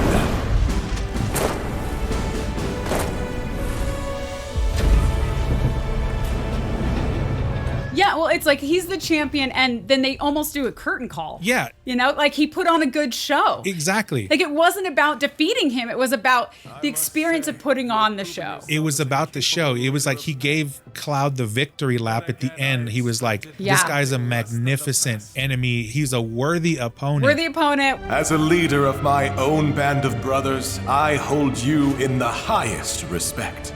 But like that's cool though, because although he's technically part of Shinra, it shows that his personal respect for Cloud wins against his respect for his own employer, right? Which is kind of fun. Exactly. When it comes to Roche, like not only does he not send others to attack us once the show is done, but then everyone in the arena salutes us out of respect, and Roche tells us how awesome we are, right? Also, the consummate entertainer, he knows that the way he set it up, he's got another one coming in the future. I'll be right behind you. To him, he's like, my ratings just went through the roof, and the rematch is going to be even better. He just lives for the show. He lives for the show. And so like, that's why at the end I was like, wow, they nailed this. Like, this character was awesome. Yeah. Unlike in Remake, where I was like, man, See, I loved him in Remake. I'm annoyed with this guy in Remake. I think the reason he got this part in part 2 is because people like me were like, yes, Roche, like in Remake. He was just awesome. But I can see what you're saying and how they leaned in harder into the show aspect really won him over for you. I do want to call out the voice actor. I looked him up. His name is Austin Lee Matthews. Hi, I'm Austin. Here's some characters I voice. Well, aren't we having a wonderful time kicking the hornet's nest? You really think I'd leave him and take the easy way out? Not a damn chance! I'm surprised anyone still cares about that stuff. Because I sure don't. No one says I can't do something! I can do anything I want! Who said it? I want names! Tell me now! He has a pretty substantial list of video game credits, as you might assume, right? So he had like Octopath Traveler 2, Halo Infinite, The Walking Dead, Pokemon, and Halo Infinite. Who did he play in Halo Infinite? in Halo Infinite, he was... Oh, just additional voices. So he didn't have a character. He did background NPCs probably. Okay, because I was like wondering if he was like one of the Like a other lead? squad mates of Master Chief, or maybe he probably was. Now that I think about it, I have to go listen to the NPCs, but it does make sense. Like, he's phenomenal. He's committed. Yeah. That's the thing I love about him is he's all in. He's totally committed to this character. And that's the reason I said, like, I want him to be, because like Kefka. He needs to be committed and he's got to be good. Yeah, the person who does it, not only do they have to be committed and they have to be good, like they have to be able to take it to an extreme, because Kefka is like what Heath Ledger's version of the Joker aspires to be. Well, yeah. So whoever plays that, in order to actually do justice to the character, they have to be on another level. Yeah. A Roche level. It does have to be a Roche level, and he has to be totally committed. So maybe that's something worth considering, you know? I mean, the guy, Austin Lee Matthews, I mean, kudos to Austin, talented guy, fun addition to Rebirth. I'm a fan, and I wouldn't be surprised if he lands bigger roles after this, to be honest with you, because he was so good. But speaking of over the top, like that fight scene... I do want to talk about that a little bit. It was crazy. It was ridiculous. Like, mostly in a good way. Like, the spectacle of lights, the music, Roche's moves. Like, Roche was so fast on that bike that it was actually hard to land a hit on him and get your ATB up very quickly, right? To take him out. And even if you did get your ATB up, then even triple slash and like magic was sometimes too slow to even catch him because he was like zooming around the edges during that second phase. And I mean, I beat him easily enough, and I know you played it on story mode, so you probably didn't have a similar experience, but I feel like I missed a lot more hits on him than I landed. And then as Cloud finally defeats Roche, there's that... Like you mentioned how he had 2 motorcycles. This incredibly over-the-top final cutscene where Roche launches his bike into the air, does like 100 flips, and then he lands. This is so Japanese. He lands on Cloud's sword, like with his motorcycle lands on his sword, only to be like relaunched by Cloud's pure arm strength, like winning us the battle. And I think it does split his motorcycle into 2. Well, that's exactly what happens. Like, well, and it bursts into flames. As if it wasn't enough. It has to catch fire too. So it was crazy. insane. Yeah, in that fight, whenever there's a fast enemy, I don't try to like catch them or melee them. All I do is I just hit them with magic until I can slow them down, and then I hit them. But like some magic seems to be targeted to a specific area, so if they move out of the way, they evade the magic. Yeah, I just lock on him and just keep hitting him. I just kept pelting him with like fire. I think it was fire that I was using on him. Fire, yeah, most humans in Rebirth are weak to fire. To slow him down or just to throw him off or to get him to pressured state. Yeah. And then I'll actually hit him. Especially like if you have a fast enemy, like for example, the Turks, they're fast on their feet, right? Oh, they're so fast. Just wait. That's very hard to hit. So I lean heavily on magic until I've got them pressured or whatever, and then I go in for the melee stuff. But this guy's on a motorcycle, so he's even faster. He's so fast. Right? Because like, you know how like triple slash will automatically hit Yeah. pretty much anything? I swear triple slash was missing. You're hitting the air. Yeah. Yeah. Because I know some people, like myself included, like to be up close and personal in a melee thing, but you can't with you him. can't with this. And like, so I just, not only does he tell us that we're the best thing in the world, basically at the end, and like build up our ego and stuff. I must say, you have proven yourself as a capable leader of men. Then again, I expected nothing less than the best. But then did you notice that he releases us into this like room of treasure chests and like tons of free stuff? Like, so even though Roche plays for the other team, it feels like he's really on our side. Like he's a kind of a comrade more than he is. Yeah, he wants the rematch, right? Because he wants to put on an even bigger show. Yeah, so he's an interesting character. I can only imagine if we run into him in the next installment, because I'm guessing that you would have said something if he would have shown up again in this one. Well, or I'm not saying anything on purpose. Or not. But I'm guessing like the next couple of times we run into him, it's just going to get bigger and bigger. Yeah, I guess we'll just have to wait and see. Yeah, and then after that, of course, we're near the end of the story portion of this chapter, and Cloud has that goodbye moment with the 7th Infantry, which I think is really charming because it did tug on my heartstrings with the Brotherhood stuff. I might be out of line for saying this since we only just met, but the 7th feels more like a family than ever, and we hope you feel the same. You're not out of line. It's been an honor, Trooper. But you're right. It's time you guys went your way, and I went mine.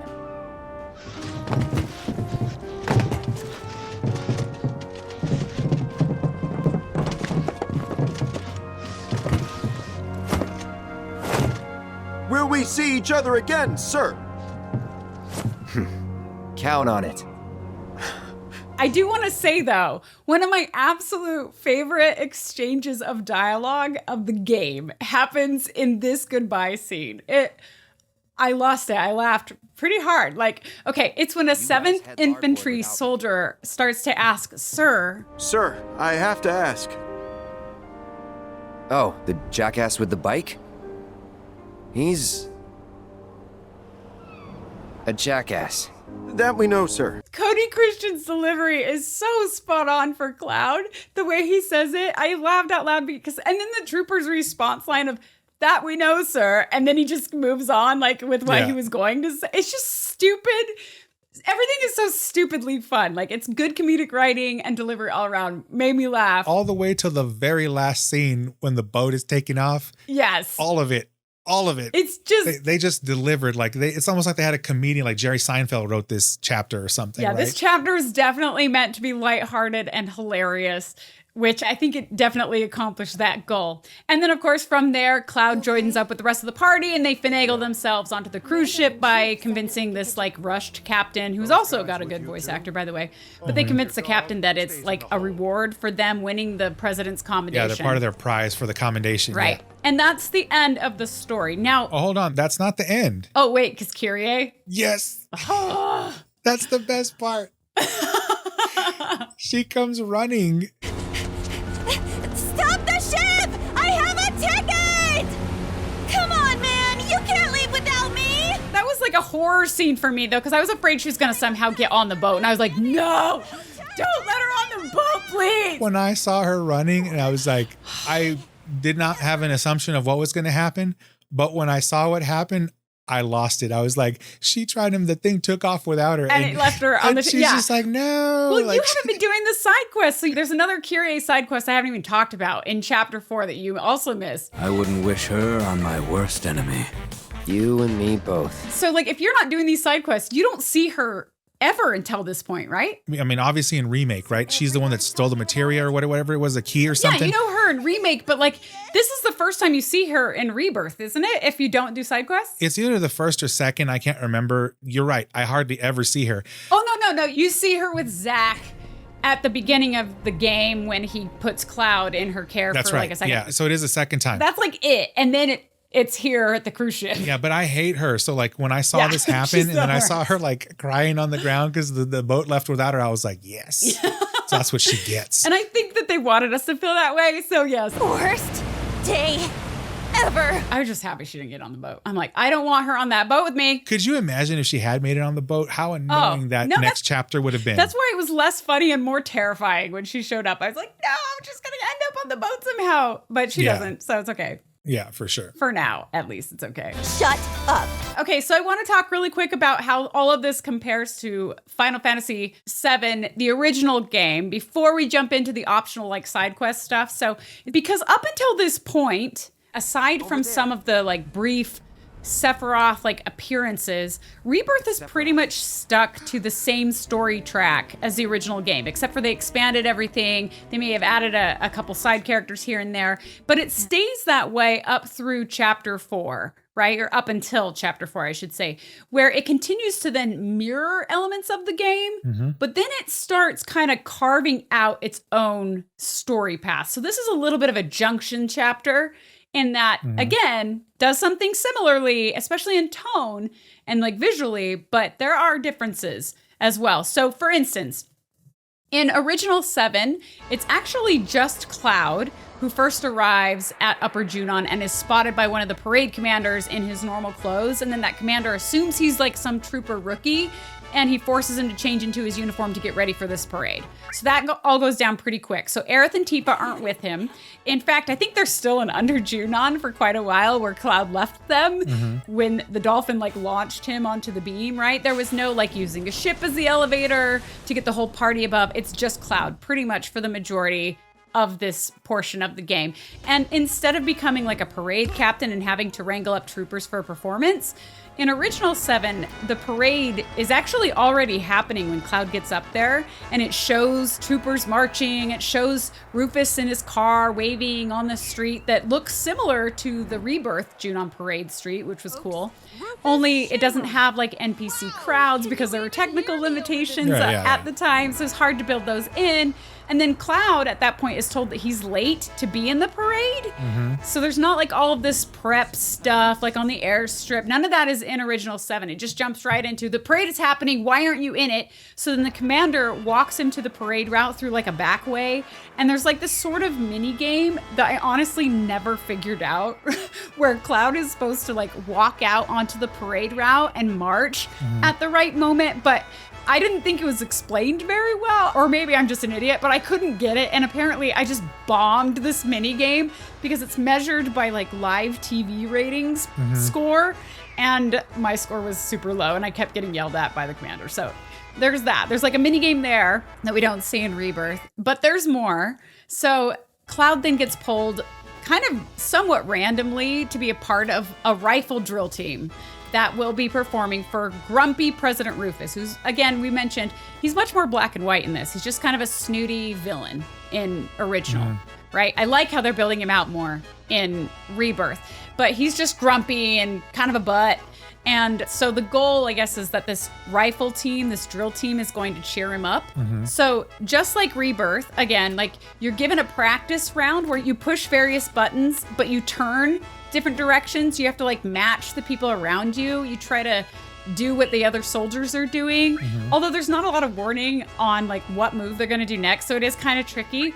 And then it's on your way to Rufus to do this like drill routine that you then walk the Junon street and can visit all of the shops. So it's like kind of a weird timing issue. It's like hurry and go be in this performance, but then you have all this free time on the streets of Junon.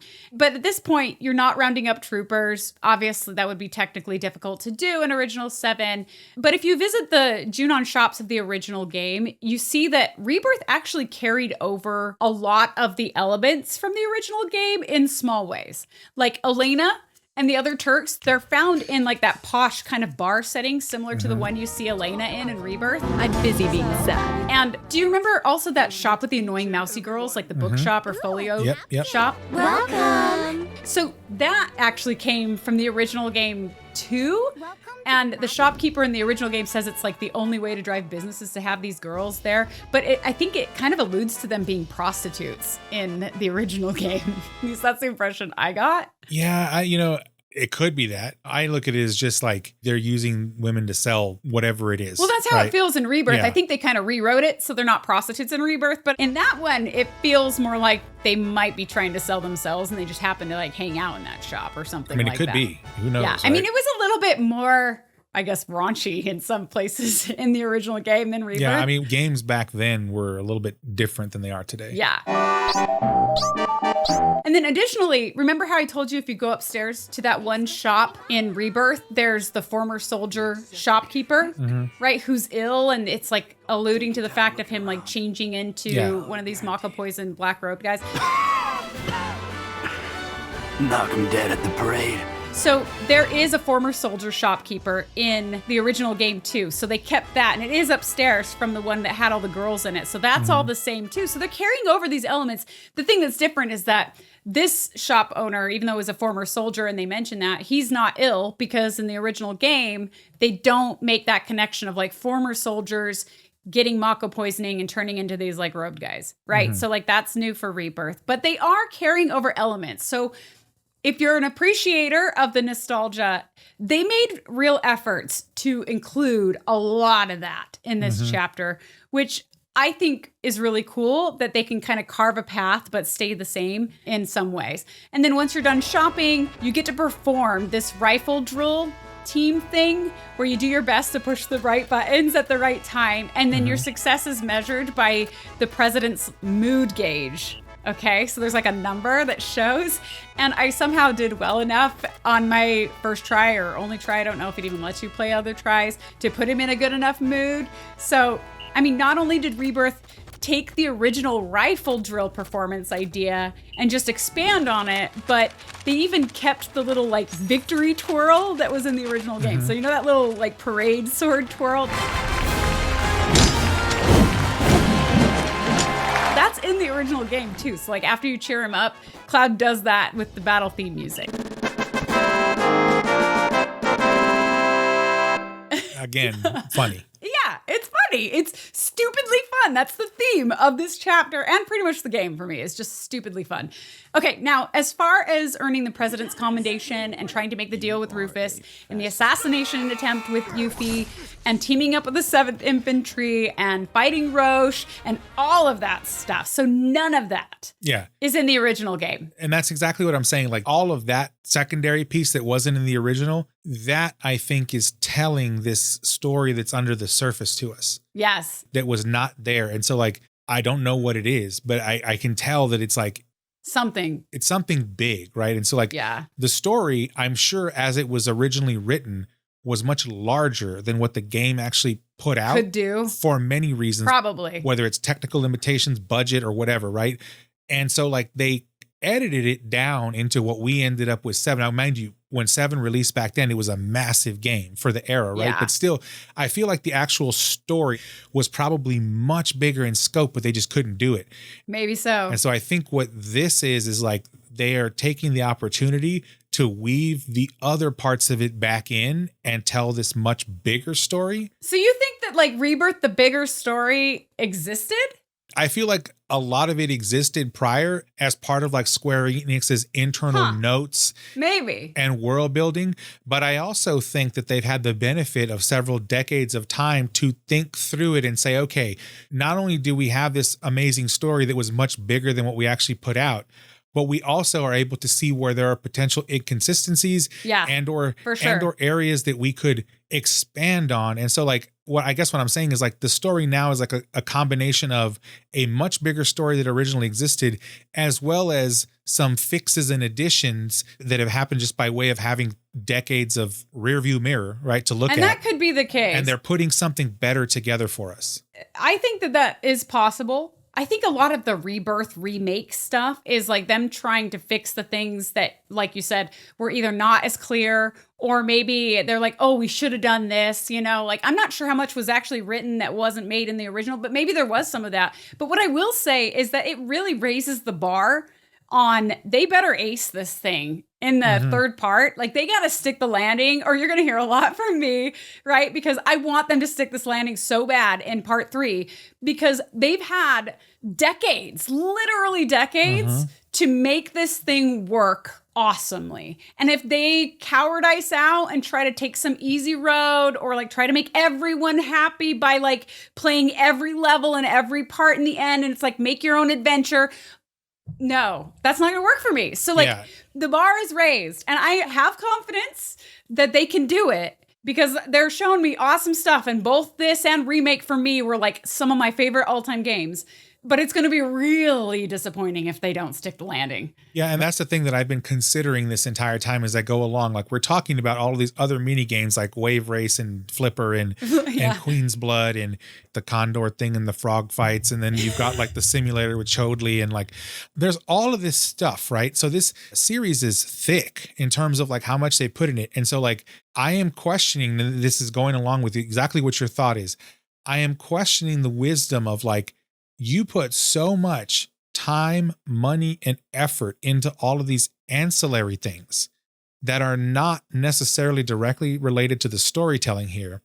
When this is said and done and the third installment is complete, if they did not deliver in terms of the epic story, but they delivered in all these other areas, I, as like a traditional JRPG fan, am not going to be happy with that. Yeah. Because I would have rather have you cut out Flipper and Wave Race and Queen's Blood and all this other and delivered on the actual story. Totally, 100%. I'm hoping that that's not what they did. And as the chapters get on, I am more on the fence with the way that the story is going. I'm not going to say anything, but when we get to that point and talk about those chapters, we can discuss this. They're taking it in some interesting directions. And I'm really curious how they're going to do part 3, and they better stick the landing, because right now I'm like, oh.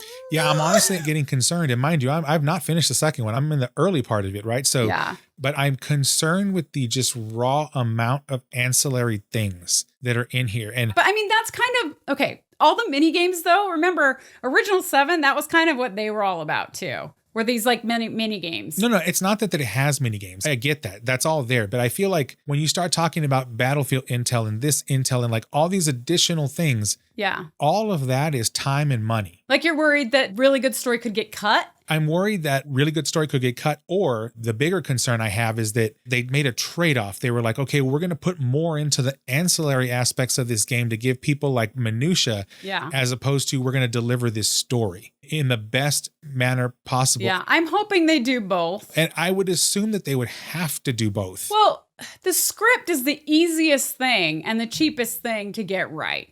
So like they should not have gone into main story production until the script was like, yes. And then they should have prioritized main story over all the other stuff. I agree with all that. I don't know if that's how it's realistically done because I'm not a game developer. Yeah. But I'm with you. I'm concerned because it's so much. It's right? So much. But it's also impressive. Like if they can do both, bravo. Like encore. Yeah, if they can pull this off, right? Yeah. They will have done something that no other studio on the planet has ever been able to do. Right. And something that like every studio that Microsoft owns has been choking on for the last decade. So like, I would be honestly blown away and impressed. But this is the reason I'm getting concerned, because I, like, granted, I don't work in game development, but I understand large enterprise software development incredibly well. And I know how this works. And I'm just like, this is very concerning. Like to me, but again. Right, but well, we've also seen it though. We've also seen it as Final Fantasy fans. We've seen holes in games and things that got cut probably because of budget and time that have made the story more ambiguous than it should have been at the end, that made it, for me, especially in some cases, the ending didn't stick. Right? Like, whereas I love this series. I'm doing this freaking podcast. I spend all my time on this podcast when I'm not either with my kids or at my job. Like, it's this. And to me, the math is even more precise. To me, it is literally this. If you being Square Enix, if you fail to deliver here in any way, shape, form, or fashion, the fact that Chadley even existed in this game was a bad decision. Even one thing. Right? If you did not deliver on this end, I don't care how many ancillary things you did and how great they were. If you traded one thing, if the story and messed up on this other side, that trade-off was not worth it. I think they're going to play the story through and they're not going to cut from the story. I'm more concerned about the direction the writers are taking it. Like what they're deliberately doing, what they do put money into in the main story. I'm more concerned about me not agreeing with the decisions that the writers make. And that's what I'm most concerned about. But anyway, this chapter's already long enough. Yeah, for sure. But yes, this is all good discussion because I'm really excited as you play the game more, as we cover each chapter, because we got plenty to cover. And hopefully they'll release this game on PC and other platforms eventually as well, so that more people can play it, because unfortunately it didn't have huge sales, but that's because it's a PlayStation 5 exclusive. Like, Only so many people have PlayStation 5s. Anyway, whatever. Going back to Rebirth versus original game, there's one other thing I wanted to call out here, and that's Yuffie. It's time you got to know me. So, do you remember, as far as Yuffie goes, you can actually play all of original 7's story and never meet her. Like, never talk to her, never see her. She's a completely optional character addition to your party who pops up like multiple times. So I guess you probably would meet her if you're on the world map. But she pops up multiple times as like a random foe that you fight while you're walking the map. And every time you fight her, James mentioned this before he had to skip out for a second, she steals your stuff. Like, she's so annoying. Yeah. To me, in the original game, she is charmless, right? And I'll go into like this more at a later chapter when we see her more. But I think Yuffie was carried over pretty well from the original game to Rebirth, aside from the stupid CPR appearance that I don't buy at all because Yuffie is a kick butt ninja, but I've already made that point. And the reason I like the way they carried her over, they didn't make her optional. She's part of the story now. She's part of the main story. But they also made her feel way less obnoxious while keeping her other personality and background traits intact. So she actually has charm in Rebirth, where James said so. He watched me play. I could not stand her in the original game at all. And in here, she's actually cool, and we'll talk about her more in the future. I want you to join me. But then I do want to say too, so once the rifle drill performance is over, in the original game, that's when Cloud hops on the Shinra ship. That isn't a cruise vacation ship, by the way, in original 7. And then the game continues from there. So those are all the changes pretty much summed up from the original game. So it does start to kind of carve its own path out in Rebirth. The fact is, we would have never won that commendation if you hadn't brought us all together. So James is back with us. Hi. For this portion. He had to take off for a little bit. So, hello. So that's the full story of Chapter 4. But as many of us are aware, there is a lot more that can be done in this chapter if you choose to do it. So similar to Chapter 2's Grasslands, the Junon region has its own towers, its own field intel, summon caves, Queen's Blood matches, proto-relic quests, chocobos, and other side quests. And I did them all. And it was fun, but it was not without its frustrations. That polygonal piece of shit. The first thing that I wanted to mention was wrangling chocobos. So who did that? I did. I wrangled the chocobo. And what did you think? I actually did it the first try, and I'm glad because I really didn't like it. Wait, you wrangled the chocobo the first try? The one with like the carts and stuff? Yeah, I need to hide and stuff and do stealth. I didn't like it because I hate like failing and having to do something tedious again. Yes. But I did it. In the first try. That's impressive. No wonder you beat the game in 110 hours. It took me 50 hours long. In that land, other lands, it took me longer to wrangle the chocobo. But yeah, I got it, and I was like, good. I'm glad I don't have to do that again. Yeah, seriously. Like it. Did not get a chocobo. No chocobo for Ernest. And I love chocobos, but I just didn't do it. Yeah. That's crazy. You're doing mainline story stuff. Okay, so I did the chocobo wrangling, obviously. And the Junon region was more complicated than it was in the Grasslands. In the Grasslands, you just throw a rock and then creep up behind it or whatever. And it becomes progressively harder as the game moves on. But yeah, for me, it was kind of fun at first in the Grasslands, but then by the time I got to the Junon region, it became a pretty annoying chore pretty quick, actually. It took me 5 tries, and that's with pauses to check tips on the internet. So I suck compared to you. Well, I got kind of lucky. That was more than luck, because you got to like roll at the right times and stay behind the carts. And yeah, it's the Assassin's Creed, my experience. Yeah. You have to remember where every chocobo is. Yeah. But I mean, I finally got it after 5 tries, and I think the chocobo's bell. And I gotta say, dang, that is some pretty, like, you got a beefy legs and some pretty insane physics to be able to, like, just walk up walls. Yeah. Like, hilarious and quite useful, I would say.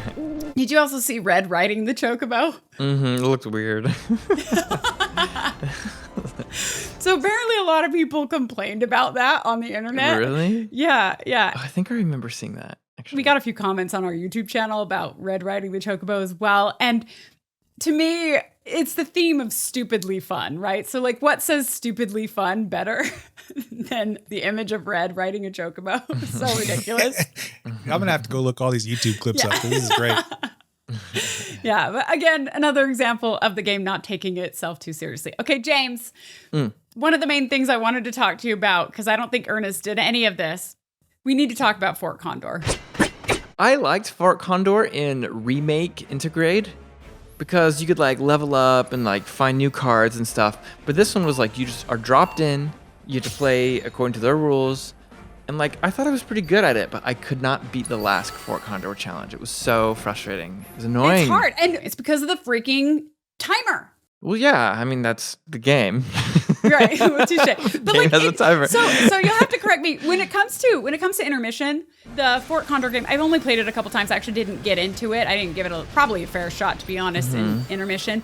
But I read online that in that game, the group with the most health or the most points wins when the timer's up. Yeah, that's how it was. This one, it's like you have to destroy the enemy completely before. all three of them, yeah. It was different. Yeah. And you couldn't like level up your card deck or whatever.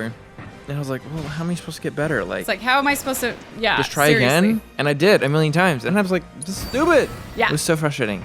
I tried several different types of stacks, and I ended up just taking the difficulty down.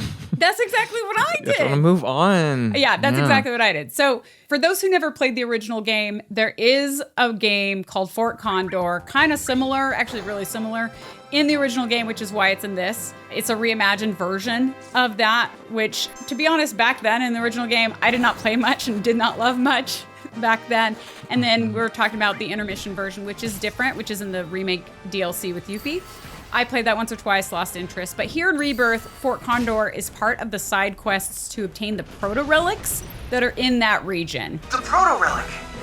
It's faint, but I'm still tracking its signal. And these are the things that look like the shiny soccer shin guards that you have to gather up. And then gathering the proto-relics helps Chadley obtain intel to figure out, I don't really know what he's figuring out with proto-relics. I just wanted to complete these quests because I'm a completionist. I wanted to do it all. So the way you play Fort Condor in Rebirth is you stumble across a Fort Condor board game, and then Cloud and Barret and Tifa are like warped into this polygon cartoon type land. What in the hell is going on here? And why do we look like this? Which is kind of fun, although totally random feeling in the moment, right? Especially the first time you're like, what is happening to me? Polygon cartoon, interesting. Okay. Yeah, like they actually warp you into this. And then you set up a strategy of like what kind of battle pieces or characters you'll play, and then you try to strategically place those pieces in the right spots at the right time so that you can defeat the enemy's pieces and win. And so first, on the Fort Condor first quest, I took notes, right? Because I knew I was going to be talking about it later. I literally wrote, timed out on the first battle, but won the second and actually found it fun. So up front, my experience was positive. I had 44 seconds to spare on my second round, which I won. Then on the second Fort Condor quest, I timed out on try 1, 2, 3, barely again timed out on try 4, finally won try 5 with 23 seconds left. And in my notes I wrote, though it is challenging, it's the best version of Fort Condor so far, but don't like the timeout. That was my opinion then, right? So it's evident that each Fort Condor quest level was progressively harder to beat. And again, I didn't give intermission a fair shake, so maybe that version is a lot better, which is what I'm hearing. But I was still enjoying myself.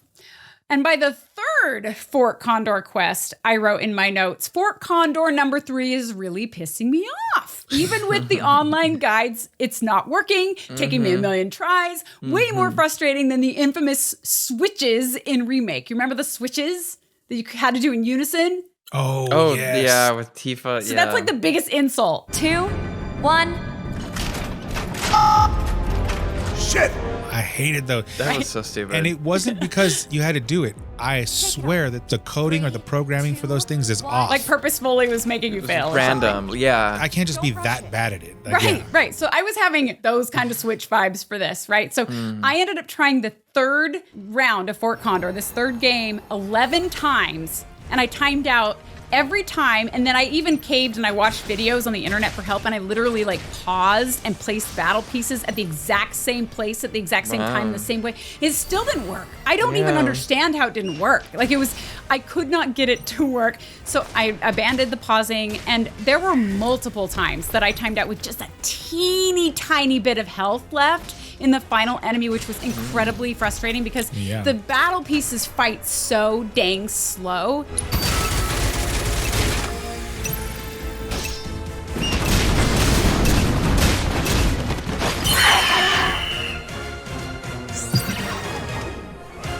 And then eventually I caved and I switched the system to easy mode. And I timed out again, even on easy mode.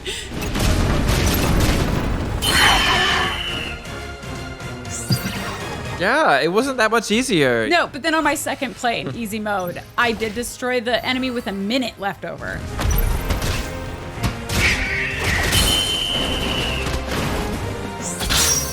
So I don't know what was going on there, but I'm terrified of hard mode. I love how it's like, now you can play it on hard mode. And I'm like, who would do I know. I don't think I can do it. I'm going to have to, though, in order to platinum the game. Unrelated, when I fought Odin, I did switch it to easy mode. And I was like, all right, let's kill Odin. And he killed me in 1 minute and 17 seconds. I was like, this sucks. It's not easy. Anyways, yeah. That happened. Yeah, it's still challenging. And then on the fourth Fort Condor quest, I didn't even try it on normal mode. I just switched right over to easy, and I still timed out 5 times. 5 times. Sometimes literally like a dot of health left crazy. on the final enemy. It was so frustrating.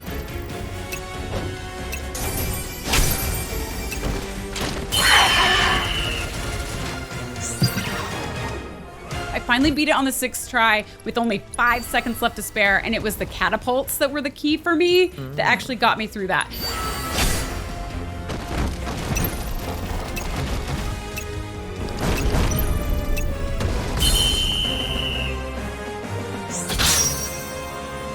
But I remember thinking, like, I am not anywhere close to a professional gamer in skill level, right? But I am not used to feeling this consistently terrible at a minigame. Like, like I play video games. That I consistently tried to play. Like, I could not get past it. It was even challenging on easy mode. And I feel like easy mode's made for 8-year-olds. Like, I don't feel like I'm supposed to play it on it. I mean, even like I said, certain things like those rhythm things, I'm terrible at those and I know it.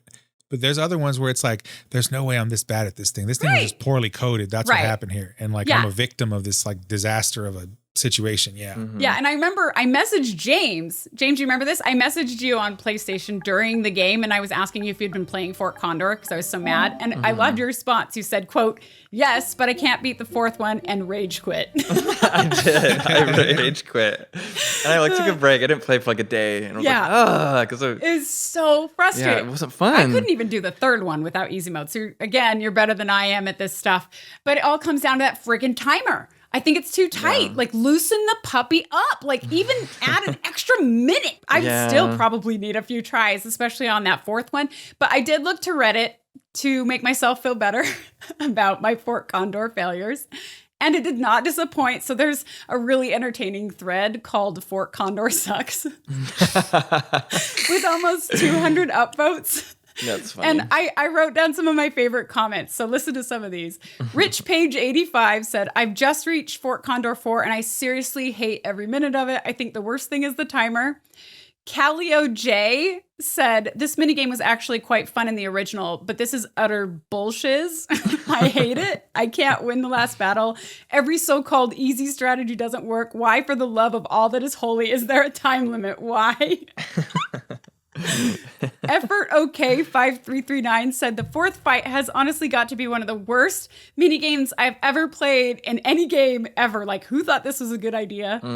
Additional Newt. I love these like Reddit names, even though I feel like I'm saying like a dirty word because I don't understand some of them. Additional Newt 4762 said, I'm on the Fort Condor Proto Relic 3 mission right now, and I'm 5 seconds away from easy mode in this shiz. Smosif Mike L said, I thought I was the only one. Yeah, this shiz needs a patch. Gunning LV Glory said, having a timer with a defensive army is just bizarre. Totally agree with that, by the way. Like, you have to play defensive mode in some of it, and they give you a timer. Contact said, I think the issue for me is the time limit. It seems unfair that it has different rules for me than my opponent. The person with more health at the end of the time limit should just win the game. Yes. And then my favorite comment that I read, and there were tons more, and I'm sure I missed some really funny ones. Mediocre Part 7595 said, I just finished the 4th one. Holy shiz, it sucks. It wouldn't be so bad without the timer. The timer feels cheap and lazy. I had to laugh as when you finish all 4 of them, you get a message telling you that hard mode is now available for Fort Condor if you want a real challenge. Like, biatch, the Fort Condor matches I just played were already kicking my butt. Why would I want something even harder than that? What kind of masochists would enjoy that? It's true. Well said. I was like, who's going to even play that? If we want to platinum the game, we're going to have to. I can't. I don't think I have it in me. I don't know. since I only play Final Fantasy, I'm going to give it a shot. So hard. But it's going to be hard. Anyway, there were so many comments on it. And there were people on Reddit who said that it was fun or even easy. And I'm sure that there are some people listening to this who are in that group, to which I say, good for you. Hey, everybody's like good at something different, right? So like there may be some people who like, they just click with this thing and that they're really good at it. I thought I was okay and then I wasn't. But I do appreciate the cutscenes though and the side story that came with getting all the proto relics, featuring a certain comedic character that Final Fantasy fans should recognize and appreciate. I got his material. Yes, I did as well. And I shall take it from you by force!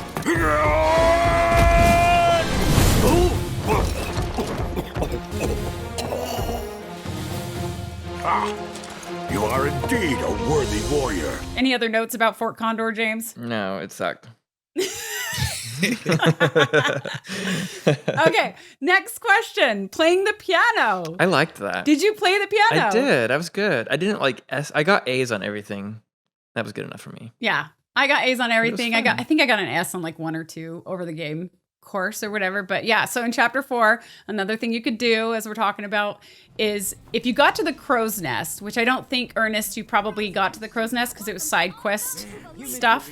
Don't remember the name at least, yeah. Yeah, if you got to this location called the crow's nest in the Junon region, you could play the piano. And I think this is actually the first piano in the game that has sheet music, not counting the standalone demo, because in Nibelheim, when you go there in the actual game, Tifa's music isn't available yet. That comes later on, right? Whereas in the demo, it's available just to play.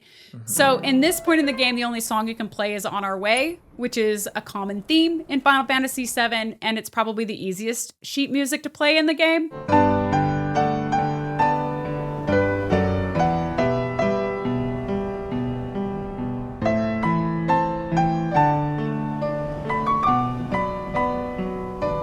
I got a B rank on my first try and then A rank on my second try, and I liked it. Yeah, I think it's fun. You know what would be great? Like, now that they're going to start doing these multi-plats to include PC, it would be great if you'd allow us to like plug in a USB MIDI keyboard. Yeah, but playing the actual piano is easier. Yeah, that's what I'm saying. That's my point. Like, it's easier. It's easier for me to do that than to do it with a controller. No, totally true. But it would kind of take the challenge out of it because those songs aren't very hard.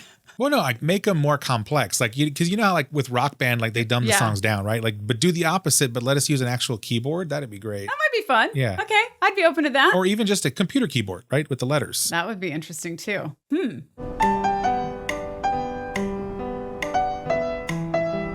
So, okay, the frog minigame.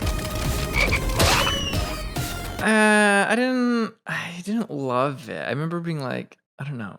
I didn't do bad, but I was like, this isn't fun. It was like too anxiety inducing. I don't know.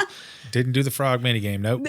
There's a side quest called Calling All Frogs that actually turns your party into frogs to play it. And I didn't hate the frog quest stuff, but my favorite thing about them was the design of the frog version of each character in our party. And this is a carryover from Remake, but did you notice? I didn't notice. Oh yeah, Barret is like this big and bulky frog, and Cloud has this little buster sword, and Aerith has like a pink bow, and they're all kind of colored the way that their characters are colored as humans. I don't know. I thought it was really cute and creative. That's my favorite part of the frog stuff. Okay. There's a frog fight, which was ridiculous. Didn't give me any trouble, got through it. I cracked a smile, but that's like the end of it. Yeah, I was like, are they serious right now? This is kind of weird.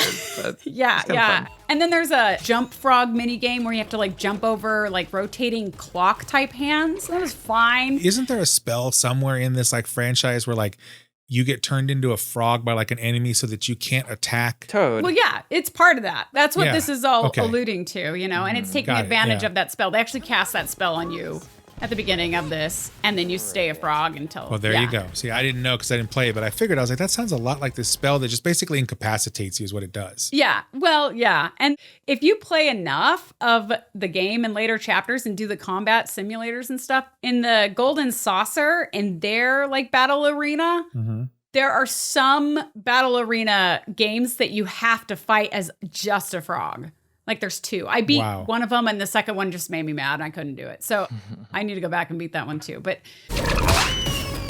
did you play the Mog House? Oh, I hate that one. With the Moogles, and you have to like get them. Yes. So annoying. I played on easy mode once that patch came out. Did they patch this so it's easier? They added an easy mode, so you can select the easy mode. Oh, you know what? But initially, that wasn't there. Yeah, I think you're right. I think so. The patch wasn't out yet when I played it here. Mm-hmm. So the Mog House Moogle Roundup minigame gets progressively harder as the game progresses, right? It's also optional, so Ernest didn't see it and would have hated it had he seen it. Would you mind rounding up all the Mooglets for me? It was par for the course annoying, but I don't think it was annoying as later games, right? Because in this one, there was no timer. I hate timers. And you could actually physically grab the Moogles when you got them dizzy and carry them over to the Mog School. I didn't know that. Yeah, you can grab them. You can't do that in later games as easily, but in this one, you can actually I think you push one of the trigger buttons and you can grab them. And so I completed this one on my first try, normal mode, but the less I can play that minigame, the better. Well, Ooh, it was so frustrating. The controls. Yeah. I really can't thank you enough for bringing all the Mooglets back. I do want to talk about Fiend Intel. Oh, yes. Because similar to the Grasslands, the Junon region had a bunch of Fiend Intel that you could do for Chadley, where you fight certain beasts in certain locations and you try to accomplish 3 objectives. Usually one is to kill the enemy within a certain time limit, but the time limits are usually pretty reasonable, so it wasn't aggravating. And the others were often to pressure or stagger the enemy, sometimes totally unique to that specific enemy. Did not like that. No. It was hard. Because sometimes I would stagger them without pressuring them, or vice versa. And I was like, this is stupid. Yeah. Yeah, that was a challenge. Yeah, I totally agree. And if you were overpowered, you would just kill them without doing either. And it was that was rough. Yeah, it didn't make me infuriated like Fort Condor did before I switched to easy mode. But first of all, my female Chadley, her name is Mai, she needs to shut up. During this time of year, Conadoos migrate to the Junon region to seek out mates. Shut up, right? I don't care about your fake monster statistics and background Wikipedia information. Just let me kill the dang things in peace. And then the way she irritatingly reminds us to complete any objectives that we missed at the end of the fight. Next time, see if you can clear all the objectives too. Is not helping her case for me. Shut up. Seriously, out of all the voices to blather on over every fight, I can use my gorgeous vocal vibrations. She has this mousy voice that I can't stand. It might as well be Kyrie. Oh, man. It's so annoying.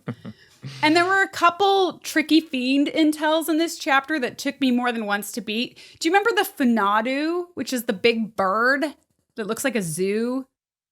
Anyway, it was really challenging because the only way to pressure it, you had to pressure it as an objective, but the only way to pressure it was to evade a certain attack that it did to you. And I probably should have picked a faster character than Barret to do that. It took me 6 tries to get those objectives. That's it. And then the Whimsalets were a challenge because you have to prevent them from casting Soothing Breeze. Oh, it's a great skill though once you learn it. Yeah, Soothing Breeze is this it's kind of like regen, it heals you. So these Whimsalet bird owl things, they cast Soothing Breeze, and one of the Fiend Intel objectives is to not let them do that. So you have to smack them around with ice magic to prevent that, and it took me 5 tries to complete that objective, which, speaking of Soothing Breeze, while I was knocking out some side quests, I kept getting PlayStation messages from James. Do you remember this? Trying to get my attention. You're like, bump, bump. Oh, yeah. And then I sent you a video. Yeah, I was having network issues or something. When I was finally able to look at what you sent me a video healing yourself with Soothing Breeze, and I was everyone. What? Yeah, it's such a good skill. It's so good. I use it all the time. I was like, how are you doing this? Yeah. Okay, so for those who don't know, apparently Soothing Breeze is an ability you can get from the enemy skills materia, which I had been ignoring because of my many Final Fantasy games. The enemy skills materia in the past has demanded way more investment for very little payoff for me, so I usually ignore it. But when I saw that video of you casting Soothing Breeze, I was like, what is this wizardry? I need to get it. So good. Yeah, and apparently I realized then that I hadn't been assessing every single enemy as I should have in order to even have that ability on to earn it in the simulator fight or whatever. So that ended up sending me on a tangent for a few hours going back to the Grasslands and assessing everything I had missed. But eventually, thanks to James, I did get the Soothing Breeze. Yay. Which was super helpful until I was much higher level, and it wasn't as helpful because it would get interrupted a lot. But Anyway, James, Okay. I know that you are at your know. friend's I'm house and you need sorry. to depart. No, it's okay. It's the tornado's fault. We blame this. Yeah, it's the tornadoes. It is. It's fine. Okay. Thank you for joining Of us. course. It's a pleasure to I'm have glad you I could here. Be here. That was fun. You're the best. All Thank right. you. Bye. Ladies and gentlemen, James. Ah. Goodbye. Get off.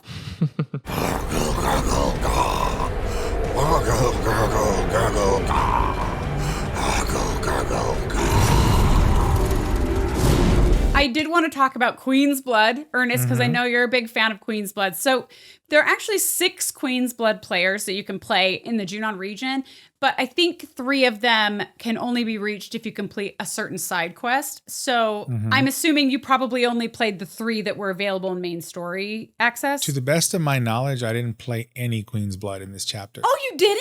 Oh, because you were just streamlining story. Yeah, I don't think I did, unfortunately. However, I played a lot of it in the next chapter. Okay, cool. Well, let me just go through Queen's Blood super fast and the different characters you can play.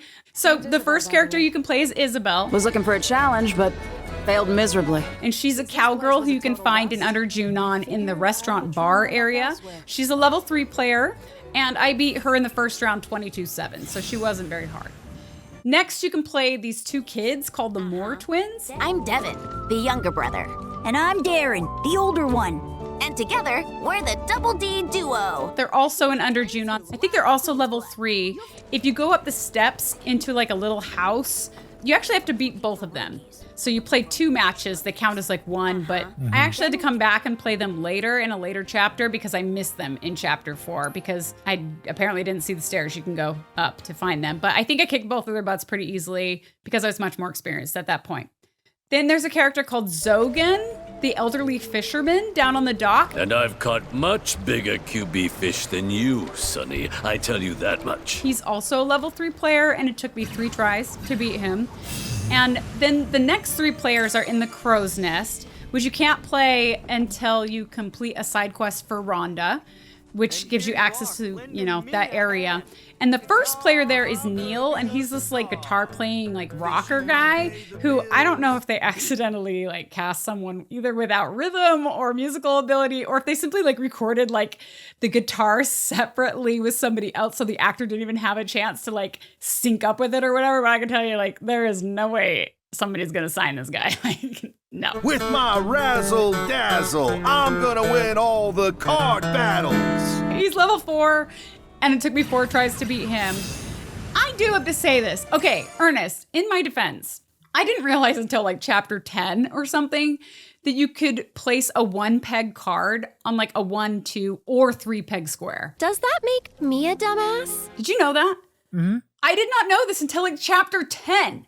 So this whole time I thought you could only play a 1 peg card on a 1 peg spot, and a 2 peg on a 2 peg, and a 3 on a 3. So I'm like strategically playing that way, which is way more difficult than like. Oh yeah, for sure. Like you could place a 1 on a 1, 2, and 3. I had no idea. Yeah, and I would assume like a lot of people make that same assumption. Like because I play a lot of tabletop Other card games, yeah. Yeah, especially ones that are incredibly complicated. Like this game, it's about board control, right? Yeah. And more so the numbers of pegs, but also like the abilities of like how they affect the other squares around them. Yeah. And the thing is like the peg numbers, logically you would think they generally align with like an escalation in power level between a 1, a 2, and a 3. And that's generally true. However, it is sometimes advantageous to have a lesser power level card that has an area of effect that gives you better board control as opposed to like just a strict power level thing on there. Oh yeah, that's totally true. But like, I didn't Yeah. know you could play it that way. Oh yeah. So I'm like taking 2 or 3 tries with these level 3 players thinking that I can't do any of that, right? So I'm actually pretty proud of myself for doing as well as I did, not having a clue that you could play that way. So that's one of the reasons I love Queen's Blood so much is because it, like I, who in the past used to play a lot of tabletop, Yeah. whether it's board or card, this game was well written. I'm not saying like it's the pinnacle, like it's going to supersede like a Hearthstone or a Magic the Gathering or anything like that. It's not.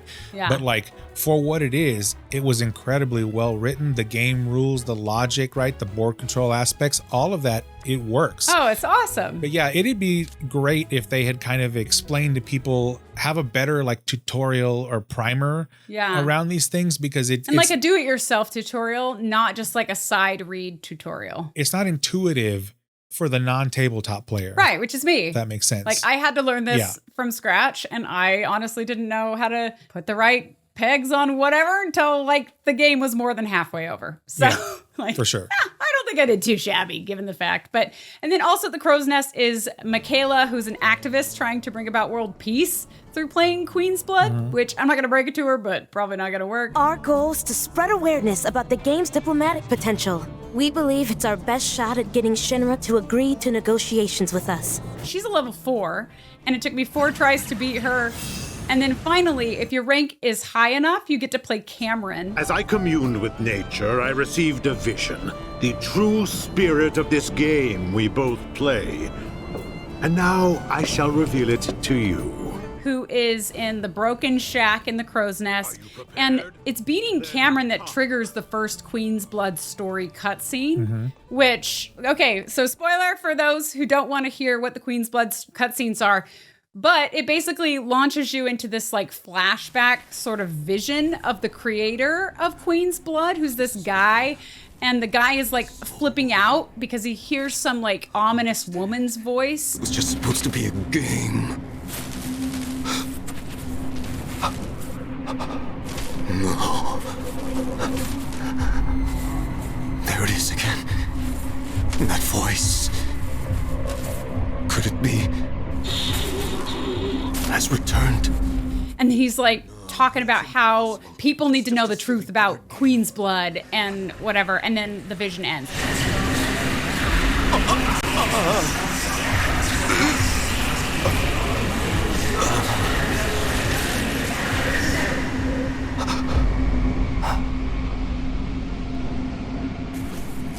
Oh God, what have I done?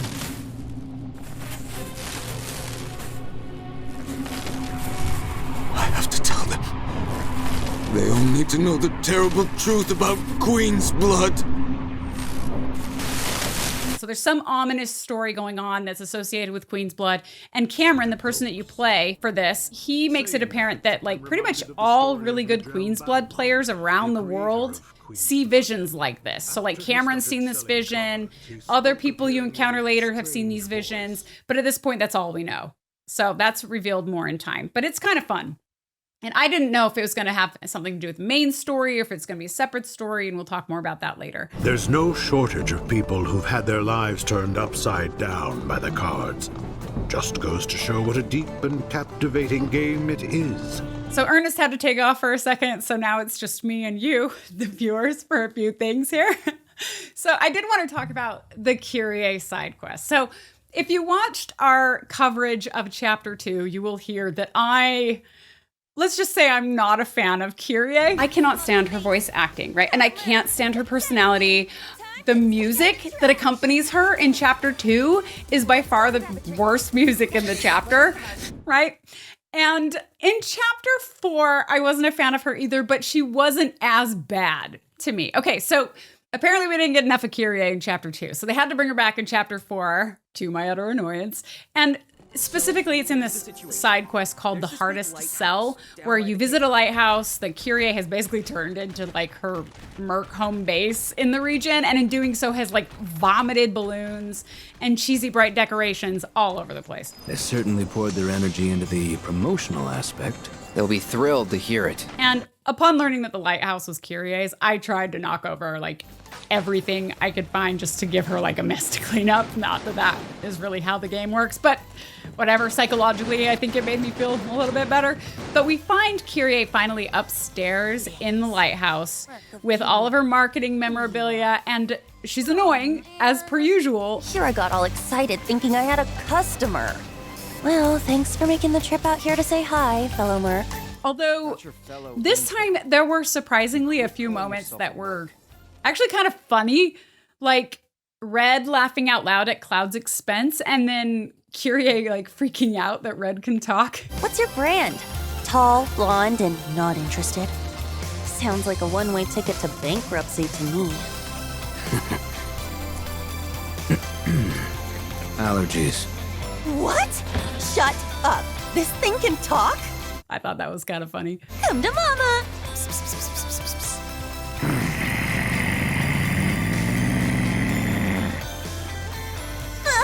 Yikes.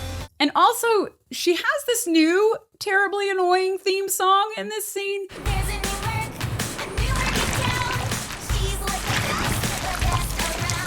But it gave me cognitive dissonance because while the song is incredibly annoying, it has this surprisingly beautiful bridge part that like threw me off guard. I'm like, oh, this is actually kind of nice.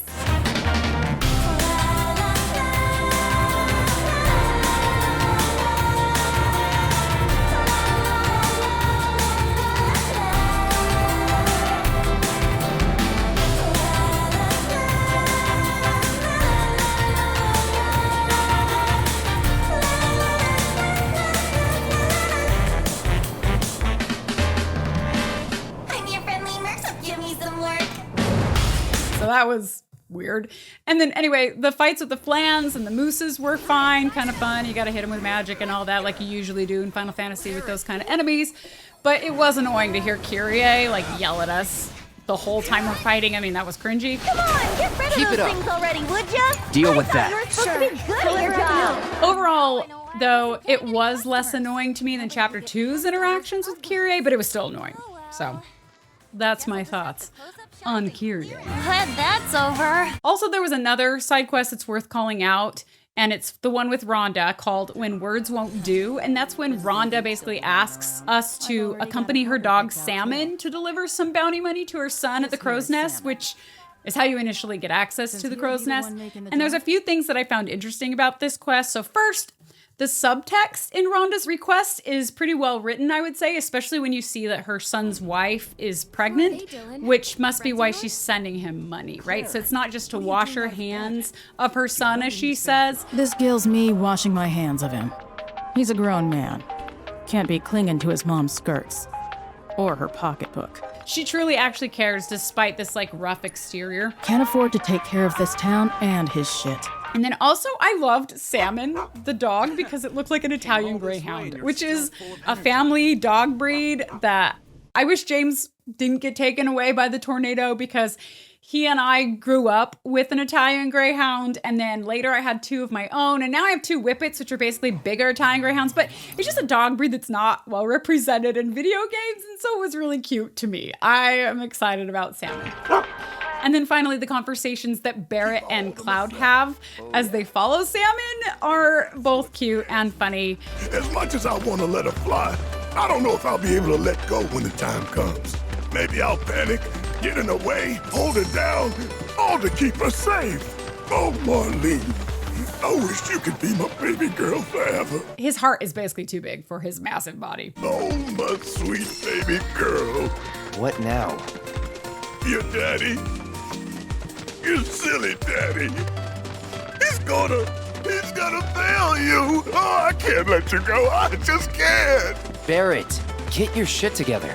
Marlene's barely out of diapers. You've got time. Right. I'm just getting worked up over nothing.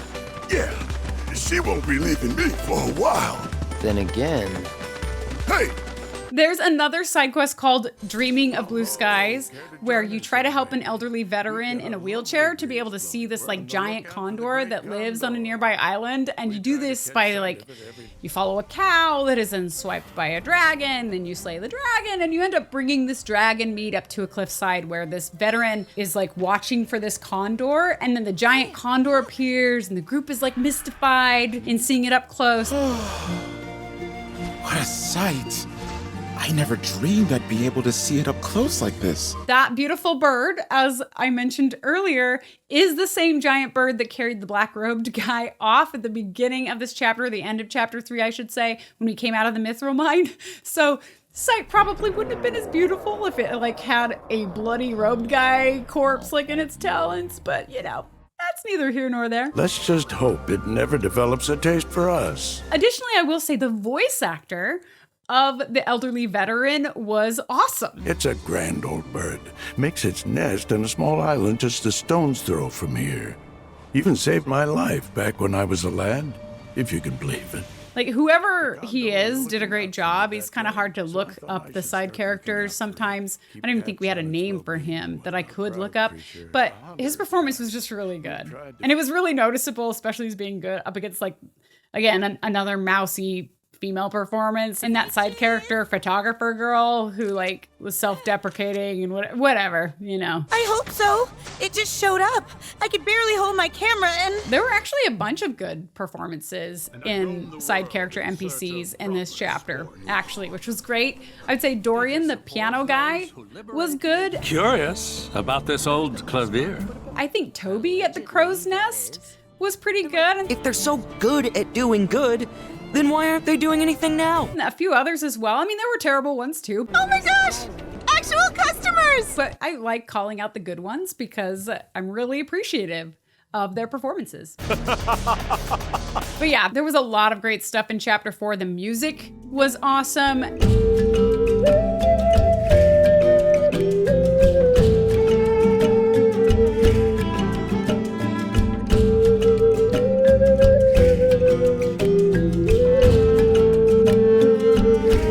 I don't know if you noticed this, but the lower Junon region music was very Pirates-esque. It sounds like Pirates of the Caribbean music.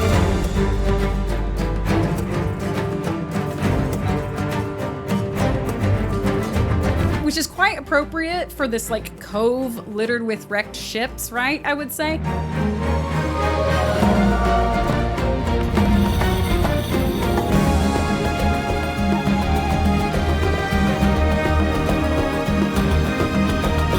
And I remember the Phoenix like summon battle music being great.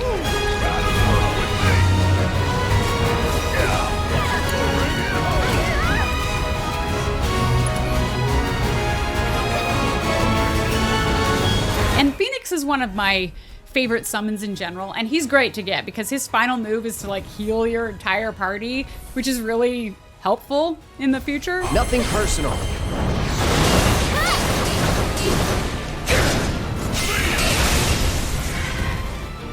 I would just say that Final Fantasy music consists of seriously some of the greatest tracks of the modern day, so bravo to the composers.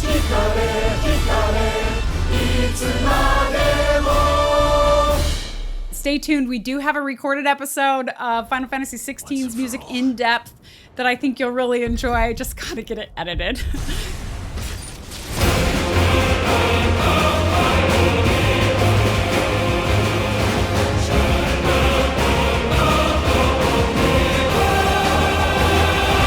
And actually, Ernest is back for this conclusion. Ernest, thank you for being here. I did want to say that just overall, I loved Chapter 4. I love open exploration. I was a big grinder back in the 90s when these games came out, right? I love quest checklists. I love story. I love humor. So like aside from the CPR scene that didn't play out super great for me, I thought there was a lot of good humor in this chapter overall. There was a lot of diverse play. I actually really liked the liberties that they took in changing how things went from the original game. I didn't love every part of the chapter like equally, but the only thing I hated was the timer in Fort Condor. So I'd say that Chapter 4 was, to me, it was a major win.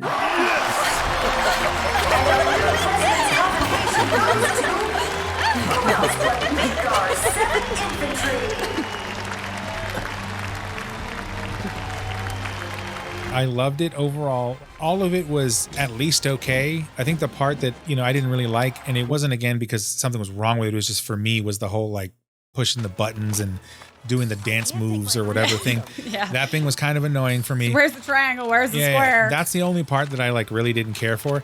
The rest of it was like okay, like the fight with the chicken of the sea in the beginning, that was okay too. But like again, for me, like the best part of it was that final fight with Roche. It was awesome. What a way to end the chapter. Like it was just what a production. That scene was such a production. Exactly. Like I expected like when this all was done, like the lights were gonna turn off on the house. Like it was at the end, I was like, wow, this was amazing. And it was hilarious. Like it was like one long gag, the entire thing. Yes. It was just, I laughed the entire time through. And when I got to the end, I was like, that was an excellent chapter.